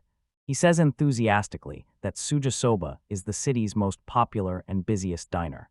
He tells Tio to look for it set into the old castle wall. Given how rare elves are, he suggests the regulars there might know Tio's friend. Tio is surprised by how useful and specific this information is. Tio bows politely in thanks and watches the friendly adventurer wave goodbye. Armed with a new light and a determined look, Tio goes to the diner to investigate. Arriving, he finds a long, busy line of people from many different backgrounds outside the shop. With a slight blush on his cheeks, he confirms this must be the famous Suja Soba. He notices the shop is as conspicuous as the man had excitedly described. Even to his country eyes, this shop seemed especially out of place in the city. His gaze suddenly sharpens at the sight of a familiar figure through the window. At the counter, he spots an elf and wonders if it is the one he is looking for. Gathering his courage, he prepares to enter the shop and confirm his suspicions. Resigned to waiting, he dutifully joins the end of the long, winding queue. After 30 minutes, his patience pays off as he reaches the front line. The door slides open, while a voice inside calls for the next customer. Stepping through the door, Glide closes behind him in a silent, effortless motion. The automatic door's advanced technology leaves the mountain elf completely stunned. He blushes and forces himself to calm down, telling himself it must just be a city magical tool. Demon Princess Sharon, now a waitress, greets him warmly and professionally. He pats the proud young waitress on the head to encourage her after her greeting. Shorn says the shop is so full he'll have to share, pointing to the only open seat right beside the other elf at the counter. Tio walks to the counter, his eyes fixed on the familiar figure. Smiling kindly, he thanks the young waitress, and she blushes. Watching his friend Taceria receive her food, he notices her face light up in the light. He watches stunned as she slurps her noodles with unalven gusto. Her total disregard for elven decorum leaves him speechless and confused. Taceria finally notices him staring and offers to help him find a seat. Motioning to the empty stool beside her, she invites him to sit. Their eyes meet, and a bright moment of joyful recognition passes between them.